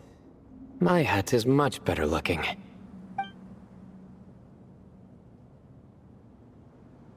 A goat, an ibis, and a crocodile. Oh, wow. Our botanist knows more than just plants. Riveting observation. I was just thinking. These 3 figures look a lot like the 7 pillars of King Deshret. That's right. These are our colleagues. Our what now? You sure about that? Just kidding. But what I meant by that is, these were Hermanubis' colleagues back then. The middle one is the Goat King Hereshef, Minister of Ministers, the god Amun's most trusted chancellor. Records say he was the deputy king of the Desert Sands, chief among the 7 pillars. Someone even more impressive than Hermanubis? I wonder if that ever got his goat. Sorry, couldn't resist. Okay, that was a good one. Wait, really? I've got so much more where that came from. Where were we? This is Sopik, the Crocodile King, captain of captains. As the name suggests, he was a valiant commander and had dominion over all weapons of war. And finally, this is the Ibis King Thoth, scribe of scribes. Your memory's pretty impressive. I bet you're almost as good as me at memorizing cards. A scribe? Did he manage archives then? Like Alhaitham? Wait, that's all Alhaitham does? I never knew being an academia scribe was such a cushy job. Well, that's how his friend put it, anyway. But it does seem like he has a lot of free time.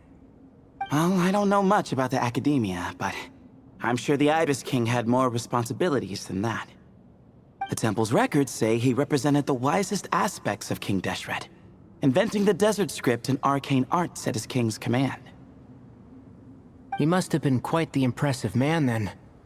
Or creature, depending on how you look at it.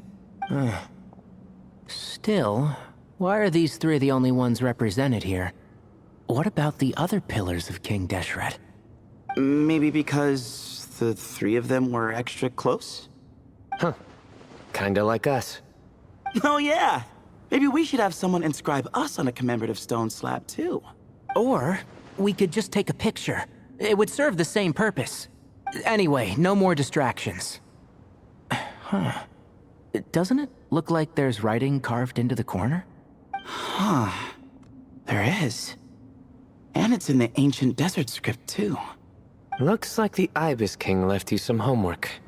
Give me a sec. I'll try and translate it. The ministers are unvirtuous. The scribes unwise. The captains unworthy. My end is not humanity's end. Hereby bestow upon you all a far side of eternity. Wait, so they went to Aru? It doesn't sound like it was their idea. The far side of eternity is said to be the final land of dreams for all desert dwellers. But if such a place did exist, wouldn't it also be an inescapable prison? I wonder if it's related to a place that's been frozen in time in the desert. Yes, and based on the writing here, it's clear King Deshret wasn't pleased with these 3. This gift he bestowed upon them. Seems more like a punishment. Such is the power of a king, I suppose. Which means the goat's the one who got in the end. Huh. Yep, not as good the second time.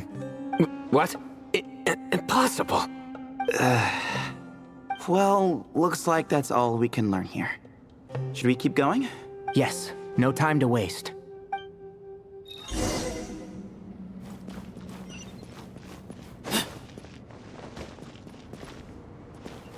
The cat is gone.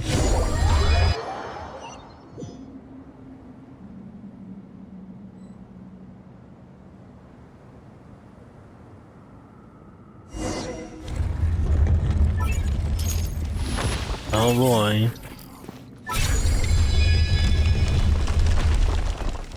Jeez, who knew a suitcase could be so fast? Marak is nothing like this when it comes to housework. Hey, wait up!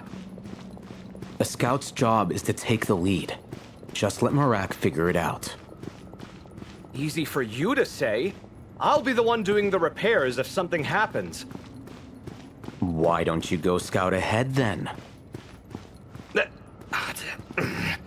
When I think of a comeback, I'll let you know. No rush.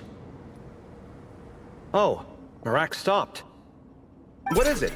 Found something? Looks like something covered in sand. Let's get it out then. Come on. Oh, it's a stone slab. Good job, Marak. Let's take a look. Huh.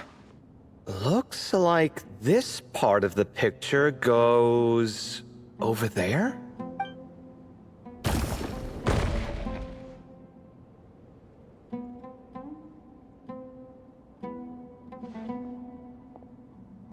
In that case, there must be other pieces.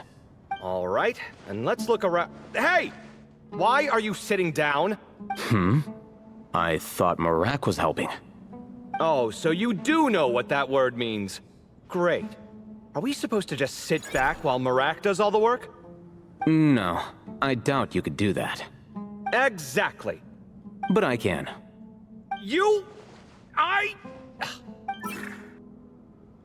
See? It's all coming back to me.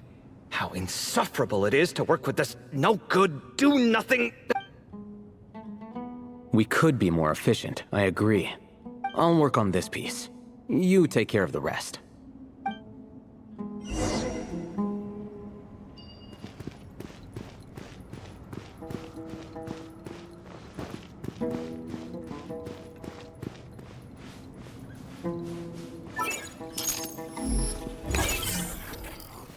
Found one!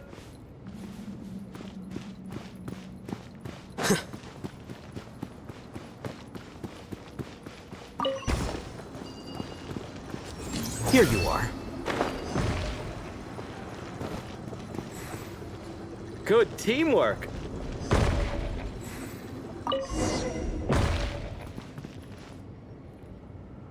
Looks like we found them all. The pieces fit together like a glove. But we can't see what's on them. Turn around. Huh? Look. Oh, I've seen this before. It can create strong winds. Just what we need to clean off the slab. Come on, let's... Hey! Don't worry about me. If I sit here, I won't be in the way. Oh, you don't want to be in the way? Then sit right in front, so the device can blow you straight back to Sumeru City.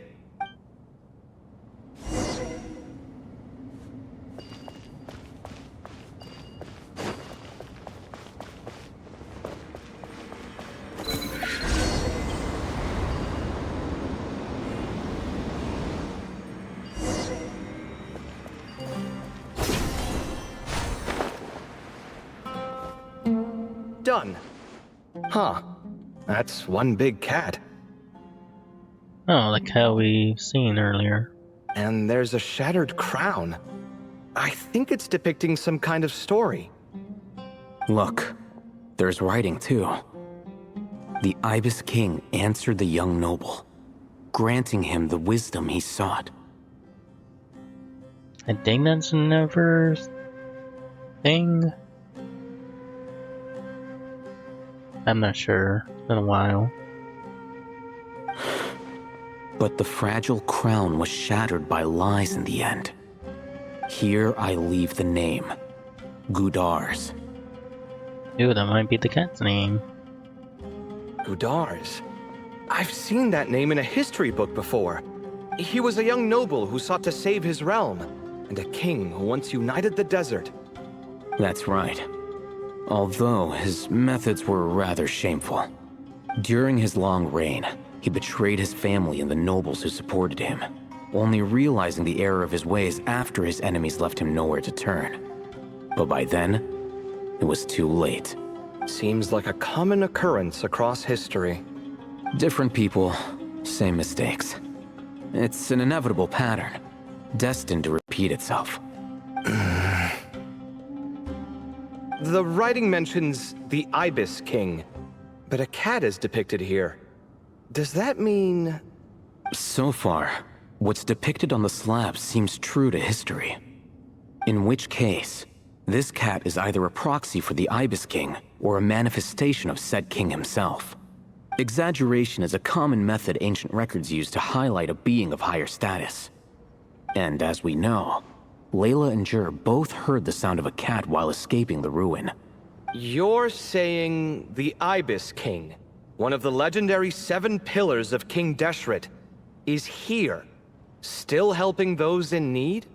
I'm saying we can't rule it out. There's a cat. Wait, there it is! The cat!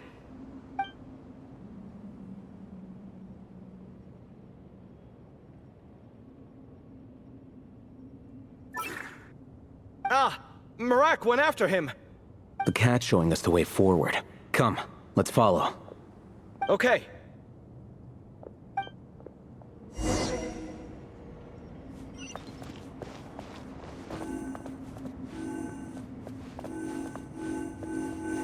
Oh, that's not good.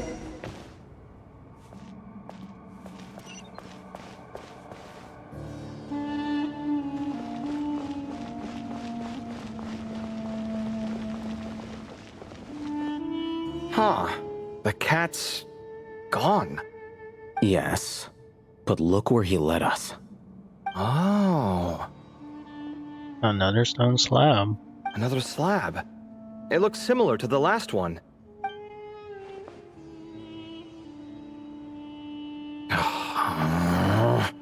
Oh, by all means, take your sweet time. Wouldn't want you to overexert yourself.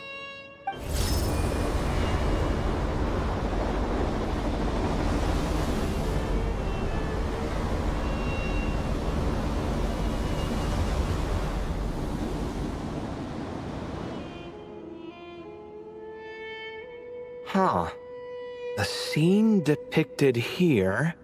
Seems to be a different tale. The Ibis King answered the Jinn-blooded dancing girl, granting her the wisdom she sought. But enemies plotted to kill her close kin. Snake venom was her self-chosen end. Here I leave the name. Makaira. The Temptress of Woe? You've heard of her? Of course. I don't just sit around doodling all day. She's mentioned in tons of papers about the desert. As I recall, she was given as a gift to the tyrant king of Gurabad, and later seized the opportunity to kill him. After getting her vengeance, she reigned as queen for many years, until her enemies attempted a coup, and she took her own life. That's more or less the version I've read as well. It seems this queen also had dealings with the Ibis King. Yeah, I'm starting to find this whole granting wisdom business a bit concerning. I mean, considering how Gudars and Makaira ended up, it might not have been a good thing. But, at the same time, if the cat guiding us is linked to the Ibis King, then he doesn't seem like a villain either. People are complicated. And the same is true of the servants of the gods, no matter their wisdom or power. Let's reserve judgment for now, and keep moving.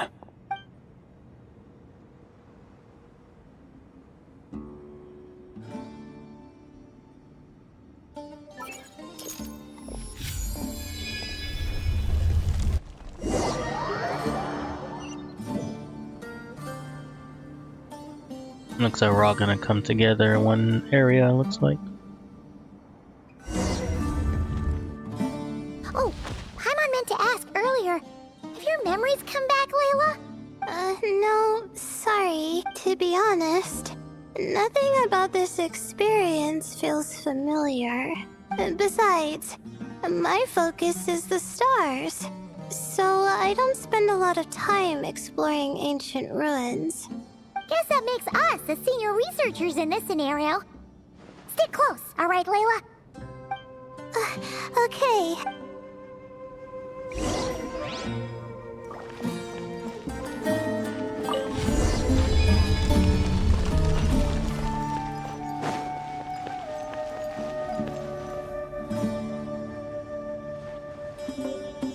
Wow. What a tall ceiling. Yeah. But for such a big place, it's so empty. Like no one ever lived here. Sure must have been boring to live in ancient times, staring at ceilings all day. Now that you mention it, I've heard some people used to draw star maps on their vaulted ceilings. Some might even make them transparent to better observe the movement of the stars. It sounds so nice. Stargazing from the comfort of your own home. Wait a second. I think I see something up there. Go check it out for us, Paimon. Huh? How is Paimon supposed to do that? Oh, right. Flying. Duh. Alright. Sit tight, everyone. Adventurer Paimon will be right back.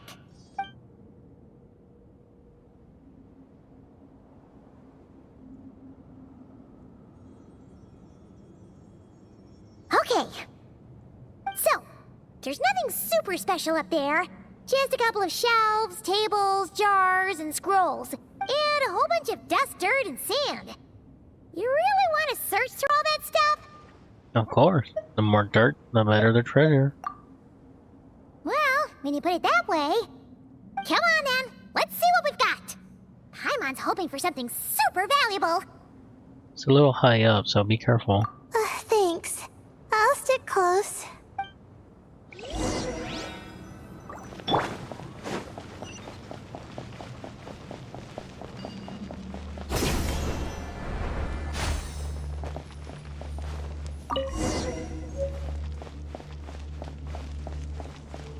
Ragged nodes.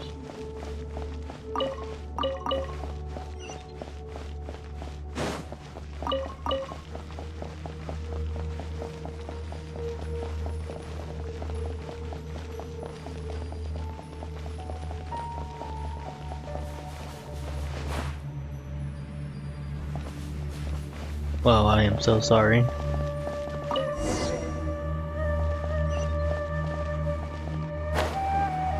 Actually, fell asleep.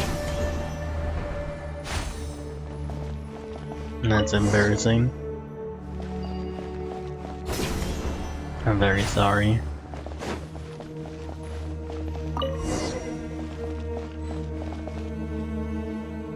I think that's everything. Most of the documents are in the ancient desert script, except these ones. These seem old as well, but the handwriting makes them stand out. And there's a date on them. Right! Let's arrange them in chronological order before we read through.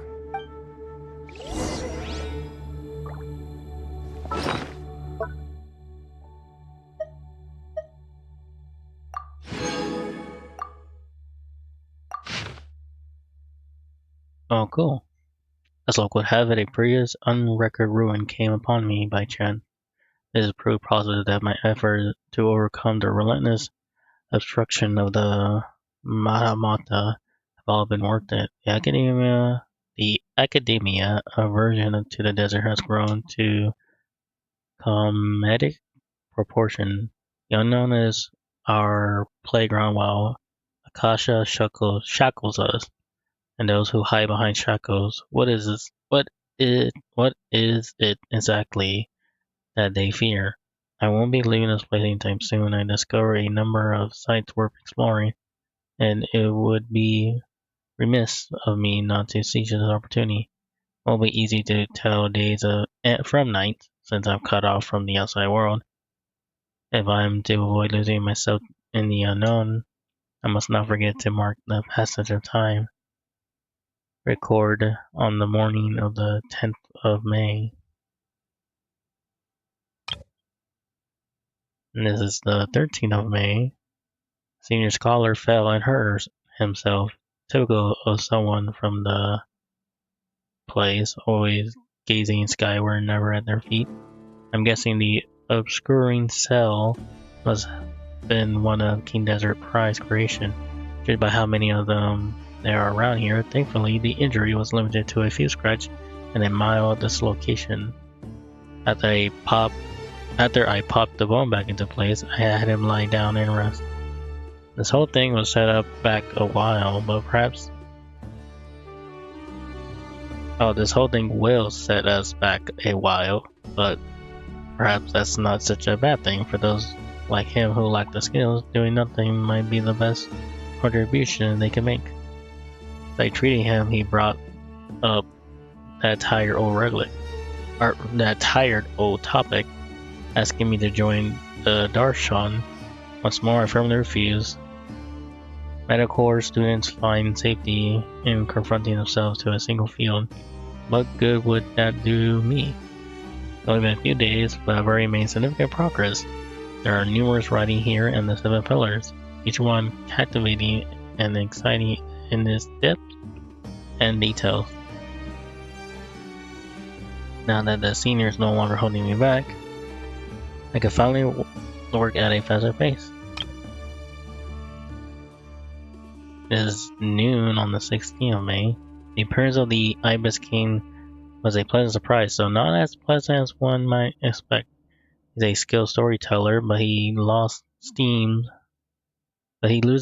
once it's clear his listeners are fooled. That said, there are elements of his tale worth investigating and verifying. Although he did point out the exit route, in his current state he can't really intervene, and I can tell he's putting on a front and isn't all that friendly towards me. But that's typical of people who care about their status, as I need a bit more time, given how big this place is. I suppose we'll have to put up with each other a little while longer. Besides, isn't mutual dislike a positive emotion in those who can't get along? In addition, saying that senior was definitely the correct decision. Saving that senior was definitely the correct decision. Record on the final day. Sandik? My supplies have run out. Unless I wish to die here, I would have to leave this place. But I still refuse to accept anything from Throth. People like him who only take benefits and never mention the cost are a dime a dozen at the Grand Bazaar. Of course, for anyone after me who falls for the temptation he offers, remember this at least: do not trust the Ibis King. Ooh. That's cool. Okay, now let's take a look. Seems like they know someone who was trapped here. Maybe this person fell in by accident, like Mr. Jur and me. Yeah, maybe. But they don't sound super worried about their situation. So, either this person's an ace adventurer, like the Traveler, or some kind of super optimist. An optimist, huh? Oh, I wish I could be that sort of person. Well, blind optimism isn't good either. Besides, you have your own strength, Layla. That's right! You're detailed and passionate. Great qualities for an adventuring buddy. This optimist seems super obsessed with exploring every corner of this place. That could have gotten them in big trouble for all we know. Well, I I appreciate the compliment. It's almost magical how words like that can make you feel like you can do anything. I only wish that magic could last a little longer. Until I figure out my new study topic, at least. Let's keep reading. Oh, looks like you were spot on, Paimon. See? Told ya!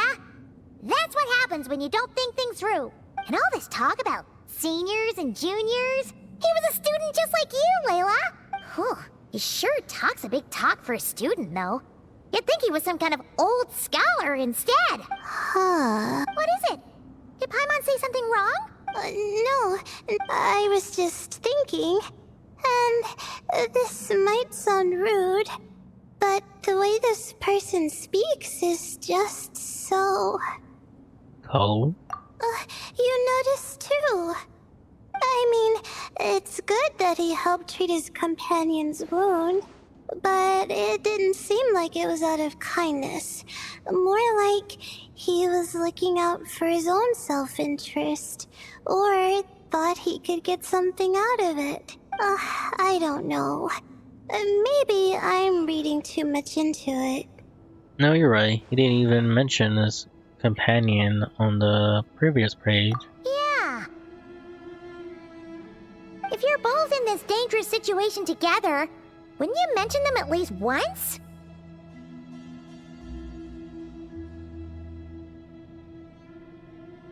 If it were Paimon, she would write down the name of every single person she was with.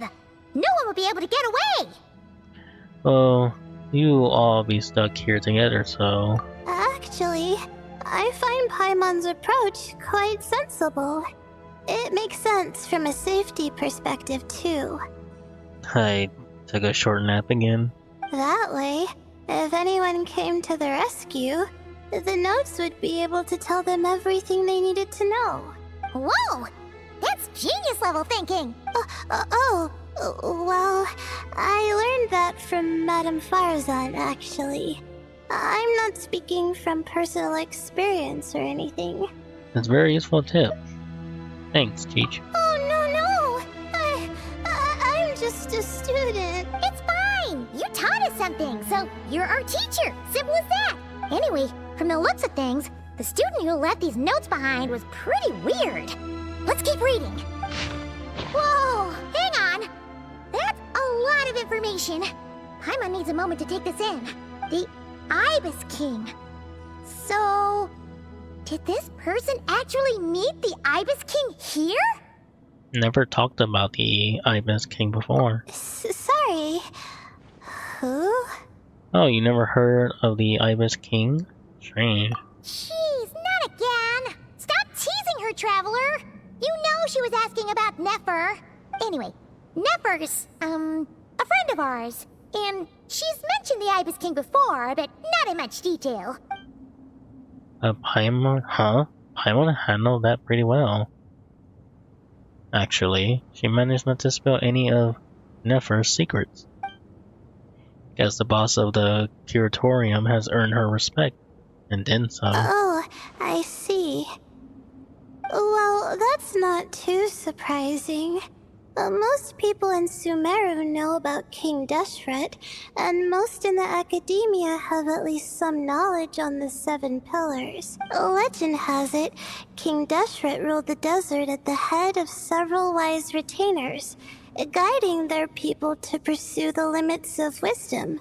He also left behind treasures for future generations, which continue to be relevant in nearly every research discipline.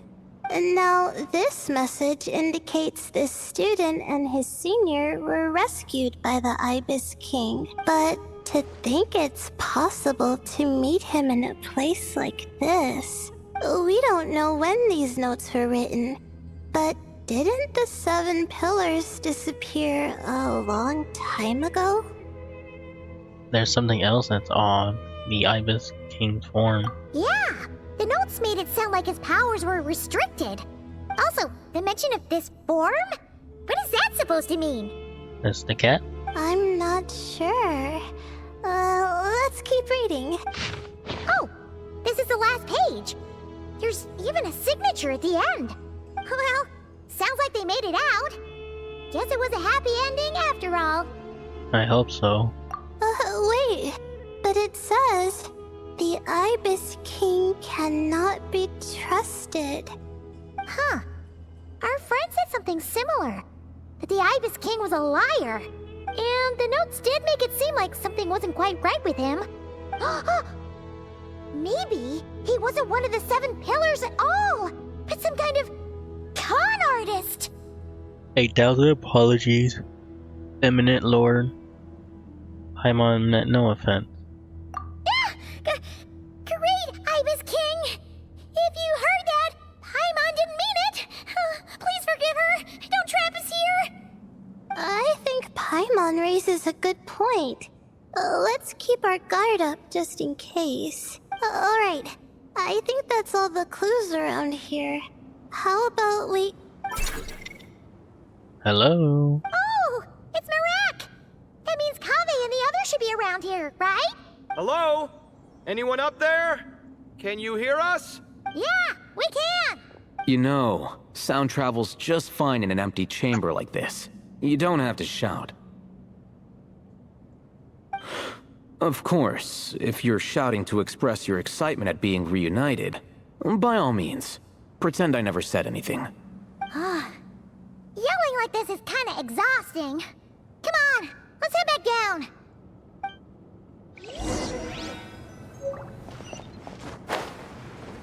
Yeah.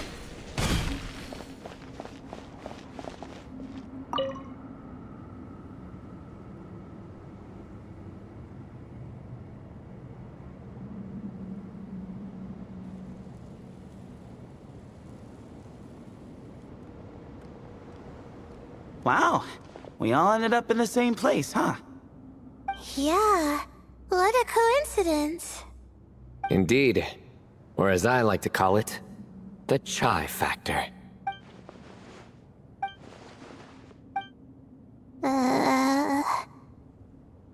Not a good one. No reply? Just say it. Alright. Because it's spice to sweet brew again. Oh, hey, that's a new version. Wait, what? You've never heard that one? What are you looking for?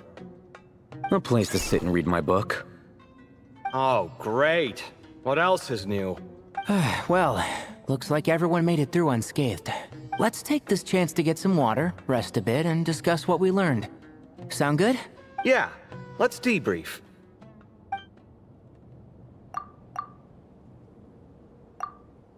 Okay, so we all learned a lot, but it feels like we ended up with even more questions. Yeah, but one thing's for sure. This place is tied to the Ibis King in some way. Hey, Sino. You're the current representative of Hermanubis. Can you call him up for a sec? Of course. Just let me sense his presence. Oh, really? That's cool.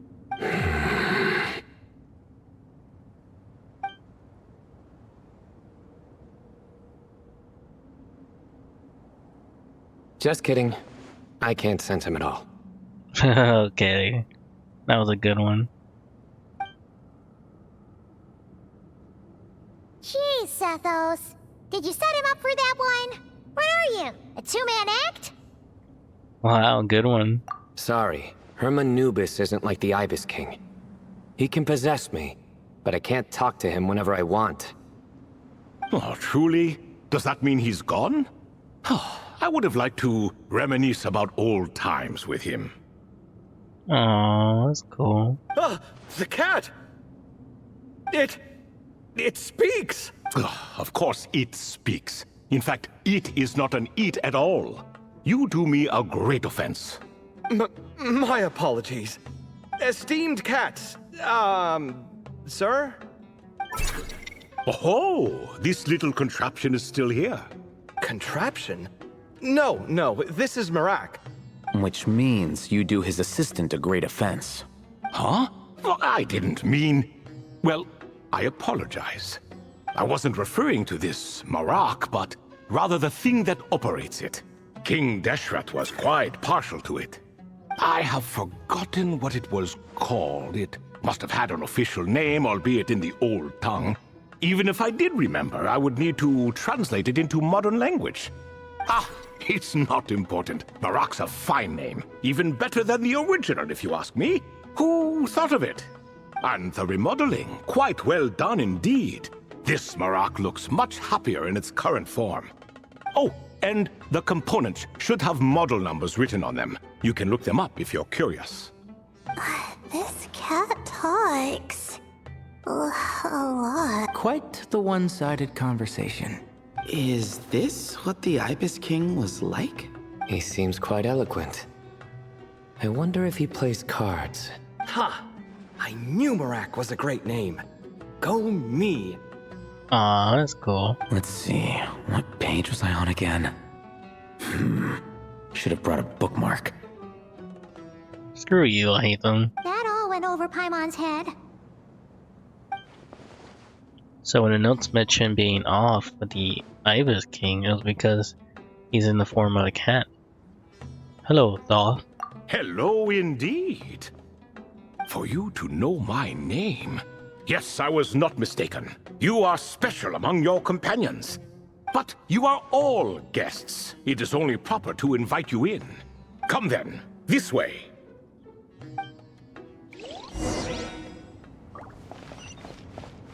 Wonder where's Niffer.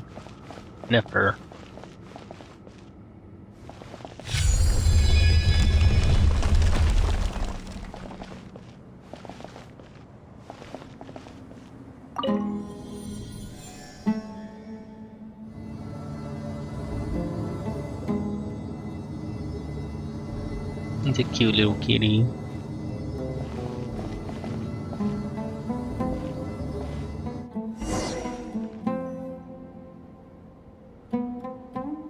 Oh, there's another cat. Oh, there's multiple cats.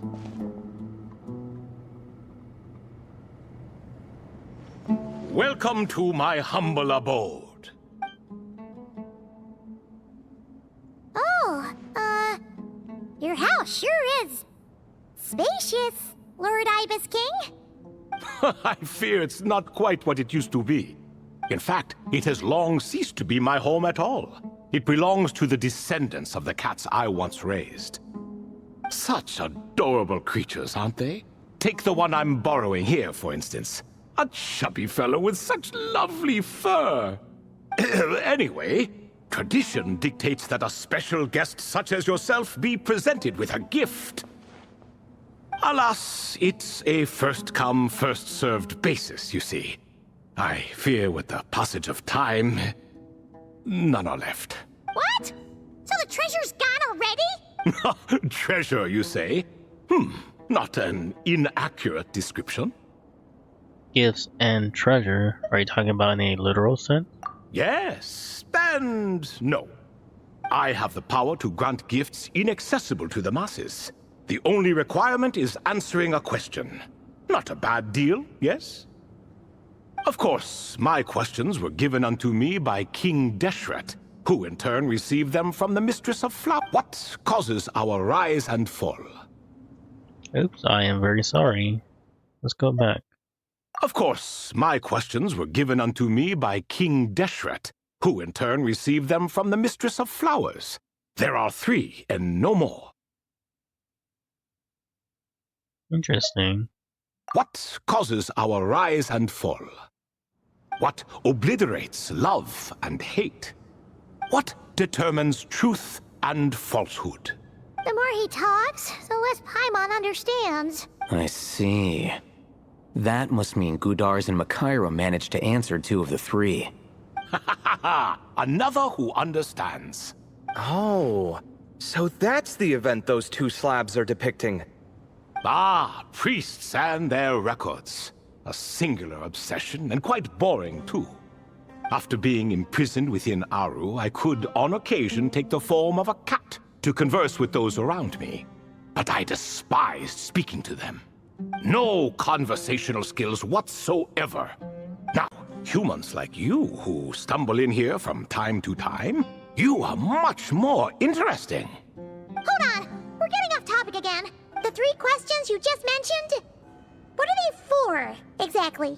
Ah, that is a story that begins with King Deshret. And we're in for another long one. Nostalgia for the past is common to us all, is it not? And our king, he was such a proud, solemn man in those days.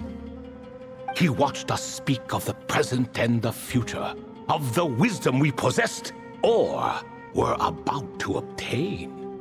We were his proud retainers, confident in our belief that, so long as each one of us used our abilities to the fullest, progress was inevitable.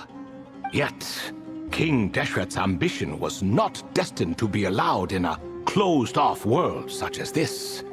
So nothing went as planned. In fact, from the beginning, there were signs an outcome of this nature was inevitable. Because although there were 7 pillars, one was forever absent. Al-Ahmar would insist the Dendro Dragon Sovereign was one of us, but the dragon herself rejected that idea. Oh, that's interesting. Huh. Like a card you can never seem to draw from your deck. More like a card that was never in the deck to begin with. Alas, that's just who Al-Ahmar was. There was nothing we could do about that. I mean, she's still alive. The Dendro Dragon is still alive. And I always preferred chess to cards. In the end, life grew unbearable for our king. But, of course, those who remain must continue to live on. But subjects like us were less fortunate. After all, the fate of a retainer is decided by the king, including the chance to walk away. So it was then that King Deshret had Kroko, Goti, and I locked up within Aru, where we remain to this day. Kroko. Goti? Ah, of course. You're more familiar with their full names. Sobek, the Crocodile King, and Hereshef, the Goat King. And let me tell you, when it comes to chess, Hereshef was a habitual backseat strategist, always spewing nonsense from the sidelines. Well, Sobek was all too quick to take his terrible advice, to the point where I was the one who got accused of cheating. Aw, these are hilarious. Chess is an exercise in patience, and that man couldn't sit still to save his life. He could never excel at that game. Chess is so cool. In fact, neither of them were good at chess. Even so, we played together often. And since I was always the winner, we got along quite well. What are you laughing at? Were we not good friends? No one's laughing. Paimon would never. No, not you. It's Goti. He's laughing for no reason again. Can you not hear him? No. Ah, right. Of course you can't. The two of them are inside Aru, as am I, so only I can hear them. What is even going on here? Has he, started to lose it after being trapped for so long? That does happen to prisoners serving life sentences. Speaking of which, how's Azar doing these days? I doubt he's doing much of anything. Just what I wanted to hear. What is the meaning of this? You doubt my words? I have half a mind to not talk at all. Oh, no. They're not questioning you, Lord Ibis King, just discussing other things. Please, continue. In that case, where were we? Getting to the part about the 3 questions. Hopefully. Ah, yes, we're almost there. Before I entered Aru, King Deshret said I could be released from my eternal seal if I chose humans who could provide the correct answers to those 3 questions. The first person who caught my eye was Gudars. I asked him, what causes our rise and fall? He answered, conspiracy and betrayal, for it renders the righteous and wise unable to succeed, and thus nations fall. I found his answer quite interesting, so I bestowed upon him the power to deceive. The second human I chose was Makira. I asked her, what obliterates love and hate? She said unto me, I have nothing left to lose. Vengeance alone can quench both love and hate. I found this to be another fascinating response, so I granted her the power to be loved. But both of them ended up... Now then, young one, riddle me this. Did their answers point to this fate, or was it the power I bestowed upon them that determined their end? I'm just an observer who doesn't understand their circumstances, so I can't answer. A clever reply. I do not wish to comment either. It is all in the past at this point. My only wish was for their answers to be acknowledged by King Deshret's rules, and bring me one step closer to freedom. As for the final person, her fate remains to be seen, so I will not reveal her name. Oh, it's never. What was the last question, though? That must have been Nefer, then. I asked her, what determines truth and falsehood? And found her answer quite compelling, so I bestowed upon her a gift to match. As you can see, however, I have not been freed, so it's clear the answer she gave at that time was wrong. But, alas, 3 people were chosen, and 3 questions were asked. So now all I can do is wait. Wait until her wisdom is in line with the rules set forth by my king. Until she has found the true answer to that question. No wonder there was no third stone slab then. Or perhaps you're just not ready to include her in the story. Though, that might be a generous interpretation. Well, it's not merely because her story remains unfinished. As the remaining priests of this place left, or passed on, there were none left to record the events that followed. Besides, stone slabs are few and far between in the Great Red Sands. In the sprawling desert, very few things or people even manage to leave a trace. But sometimes I can't help but wonder, if that young man from several centuries ago had been willing to answer my question, would I have left Aru by now? Wait, so there was someone else? Of course, it has been thousands of years after all. All sorts of people have stumbled upon this place, but I only chose the special ones. That young man had such a singular intelligence, though his companion, by contrast, was rather average. Wait, could that have been... The author of those notes we found? The student named Zondik? Ah, yes, I think that was his name. In truth, I was unsure whether I should grant him my third remaining gift. He was, of course, exceedingly clever, but he was also mistrustful and narcissistic in equal measure, and there did not seem to be a line he was unwilling to cross. Too much power could be dangerous in the hands of someone like him, so I found myself rather relieved when he declined my gift. I know I'm speculating, but could this be related to the doctor? Oh, he turned you down? Did he give a reason? Yes. He said he didn't need it. I still remember the look in his eyes. Nothing stood out per se, and still I could sense contempt and disdain radiating from his gaze. I could not give an exact reason, but on instinct I just knew it would not end well to get close to a man like that. That is so cool. It has to be the doctor, right? It'd be crazy not to. So, I tricked him. Stick close to your companion, I said. Only the descendants of Tuletula can come and go as they please. Leave him behind, and there is no escape for you. So, Does that mean his companion wasn't a descendant of Tule Tula? Oh no, that part was true. The lie was in the other half. Anyone can enter or exit this place. There are no restrictions. I saw that his companion was exhausted and was concerned Sandik might leave him behind. Or worse, that some other accident might befall him. So I made up an excuse to prevent Sandik from going a step too far. Oh, and speaking of, Sandik's companion had the same blue hair and pointed ears as you. That's weird.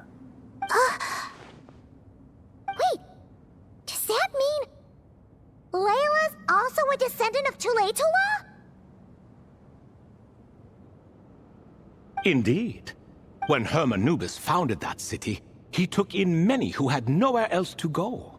Today their progeny are scattered to the four winds, and indeed are far more numerous than I could have imagined. So the person you protected could have been my ancestor. Yes, yes. You're very welcome for that. Could I ask another question, Lord Ibis King? Of course. I have nothing but time, I'm afraid. Did you also save me and a man named Jur? I did. You two were quite unlucky bumping into a device King Deshret once used to measure human brain power. That contact caused more knowledge than you could handle to flood into your minds. So I replaced that knowledge with simpler, repetitive information. Of course, the side effect being the same thought repeating over and over again in your mind, but that should resolve itself in time. How many moons are there in the sky? Yes, that was the phrase I used in your head. I forgot the other one, though. I believe it had something to do with food. This is funny. Both were spur-of-the-moment decisions, so no need to dwell on the meaning too much. Oh, I see. Thank you, Lord Ibis King. As I said, young one, you are most welcome. If you're inclined to return the favor, perhaps you could turn off that device so no one else can trigger it? There's only so much a cat's paw can do, so I'm afraid this is something I must leave to you. Or Marak, I suppose. Don't worry, that device can no longer be activated. Oh, splendid! Another one bites the dust. Such is the fate of things here. Day by day, little by little, the remnants of ages past fade into obscurity. For that reason, the gifts of bygone eras, be they tied to your blood or technological in nature, are not to be revered. They are tools, nothing more. Disrespectful? I simply make the most of what I have. Besides, our king has been gone all these years. What good does it do to revere him now? Oh, are you talking to the Goat King again? No, Croco this time. He's pestering me for another game of chess. Says he wants to even the score. Wishful thinking, if you ask me. If we counted one push-up for every loss, he'd owe me 300,000 by now. Of course, that's just a rough estimate. I've never kept count. It appears that's something you like. Being someone unable to be defeated. I suppose so. All right then. Time for me to extend my winning streak, and for you all to head home. Best of luck to you. In truth, deep down, I know even the answers to those 3 questions will not change my fate. But that is for me to reckon with. Go on now.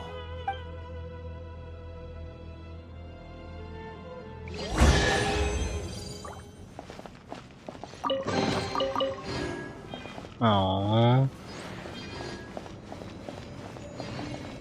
Oh, cute little cat.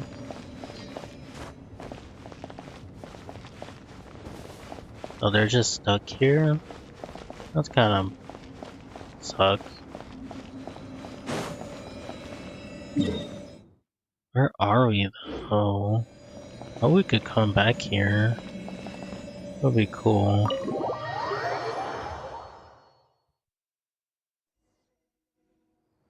Excuse Excuse me. Do you even know what time it is? I've harvested 3 crops of tomatoes while you've been gone. You're exaggerating, Professor. I'm making a point. There's a difference.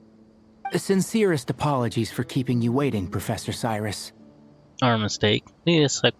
Please accept our apology. See, that's what I call manners. Now, are any of you hurt? Nope. It went way smoother than we expected, actually. I presume the investigation is complete then. Come, tell me all about it. Oh my, did you look out? If you've read the work from the Vahumana Dashan, you would know that the Ibis King has, well, let's call it a mixed record. Perhaps he softened up a bit in his old age, and that's why he chose to help you. Or perhaps he just didn't have a good enough reason not to help us. See? Marak agrees. How do you even know that's what Marak meant? That could have just been a happy noise. In any case, there's a lot to be happy about. We figured out what happened to Layla and Jur, and there were some unexpected takeaways too. Yeah, I never expected to learn about my ancestry. I've always thought of myself as just an ordinary student. I never would have even considered something like that could be true. Come to think of it, our ancestors might even have been friends at some point. Huh? You're right. Maybe I should take a trip back home to see if I can find any records about that. Oh, I was just throwing that out there. I wouldn't want you to go to the trouble. It's fine. My advisor gave me a break, and I still have a few days left, so... Oh, wait. My study topic. I haven't made any progress at all. No. I need to focus on that instead. Right. Couldn't you help her, Professor? Huh? No, I could never. Me, you say? I'm from the Spatamar Darshan, and I don't think that Nephis or Zahahadi researched the stars. All I have to offer are my homegrown tomatoes. Although I suppose it's not impossible. I can ask a few old friends to recommend some interesting topics. You really don't have to. It sounds like a lot of work. Hardly. A few passing questions while we water the plants? It's no trouble at all. Thank you so much. Of course. Now it's getting late, and you all must be tired. Let's wrap things up here. Some say desert nights are the sun taking mercy on us after the heat of the day. So, let's leave while she still feels merciful.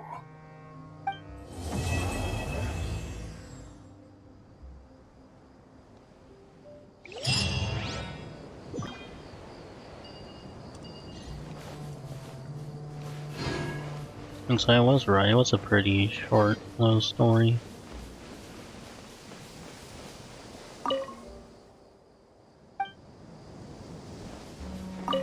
You made it back safe and sound. Glad to see it.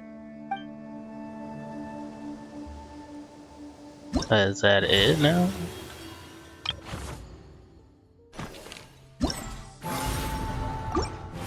I know we got those little events.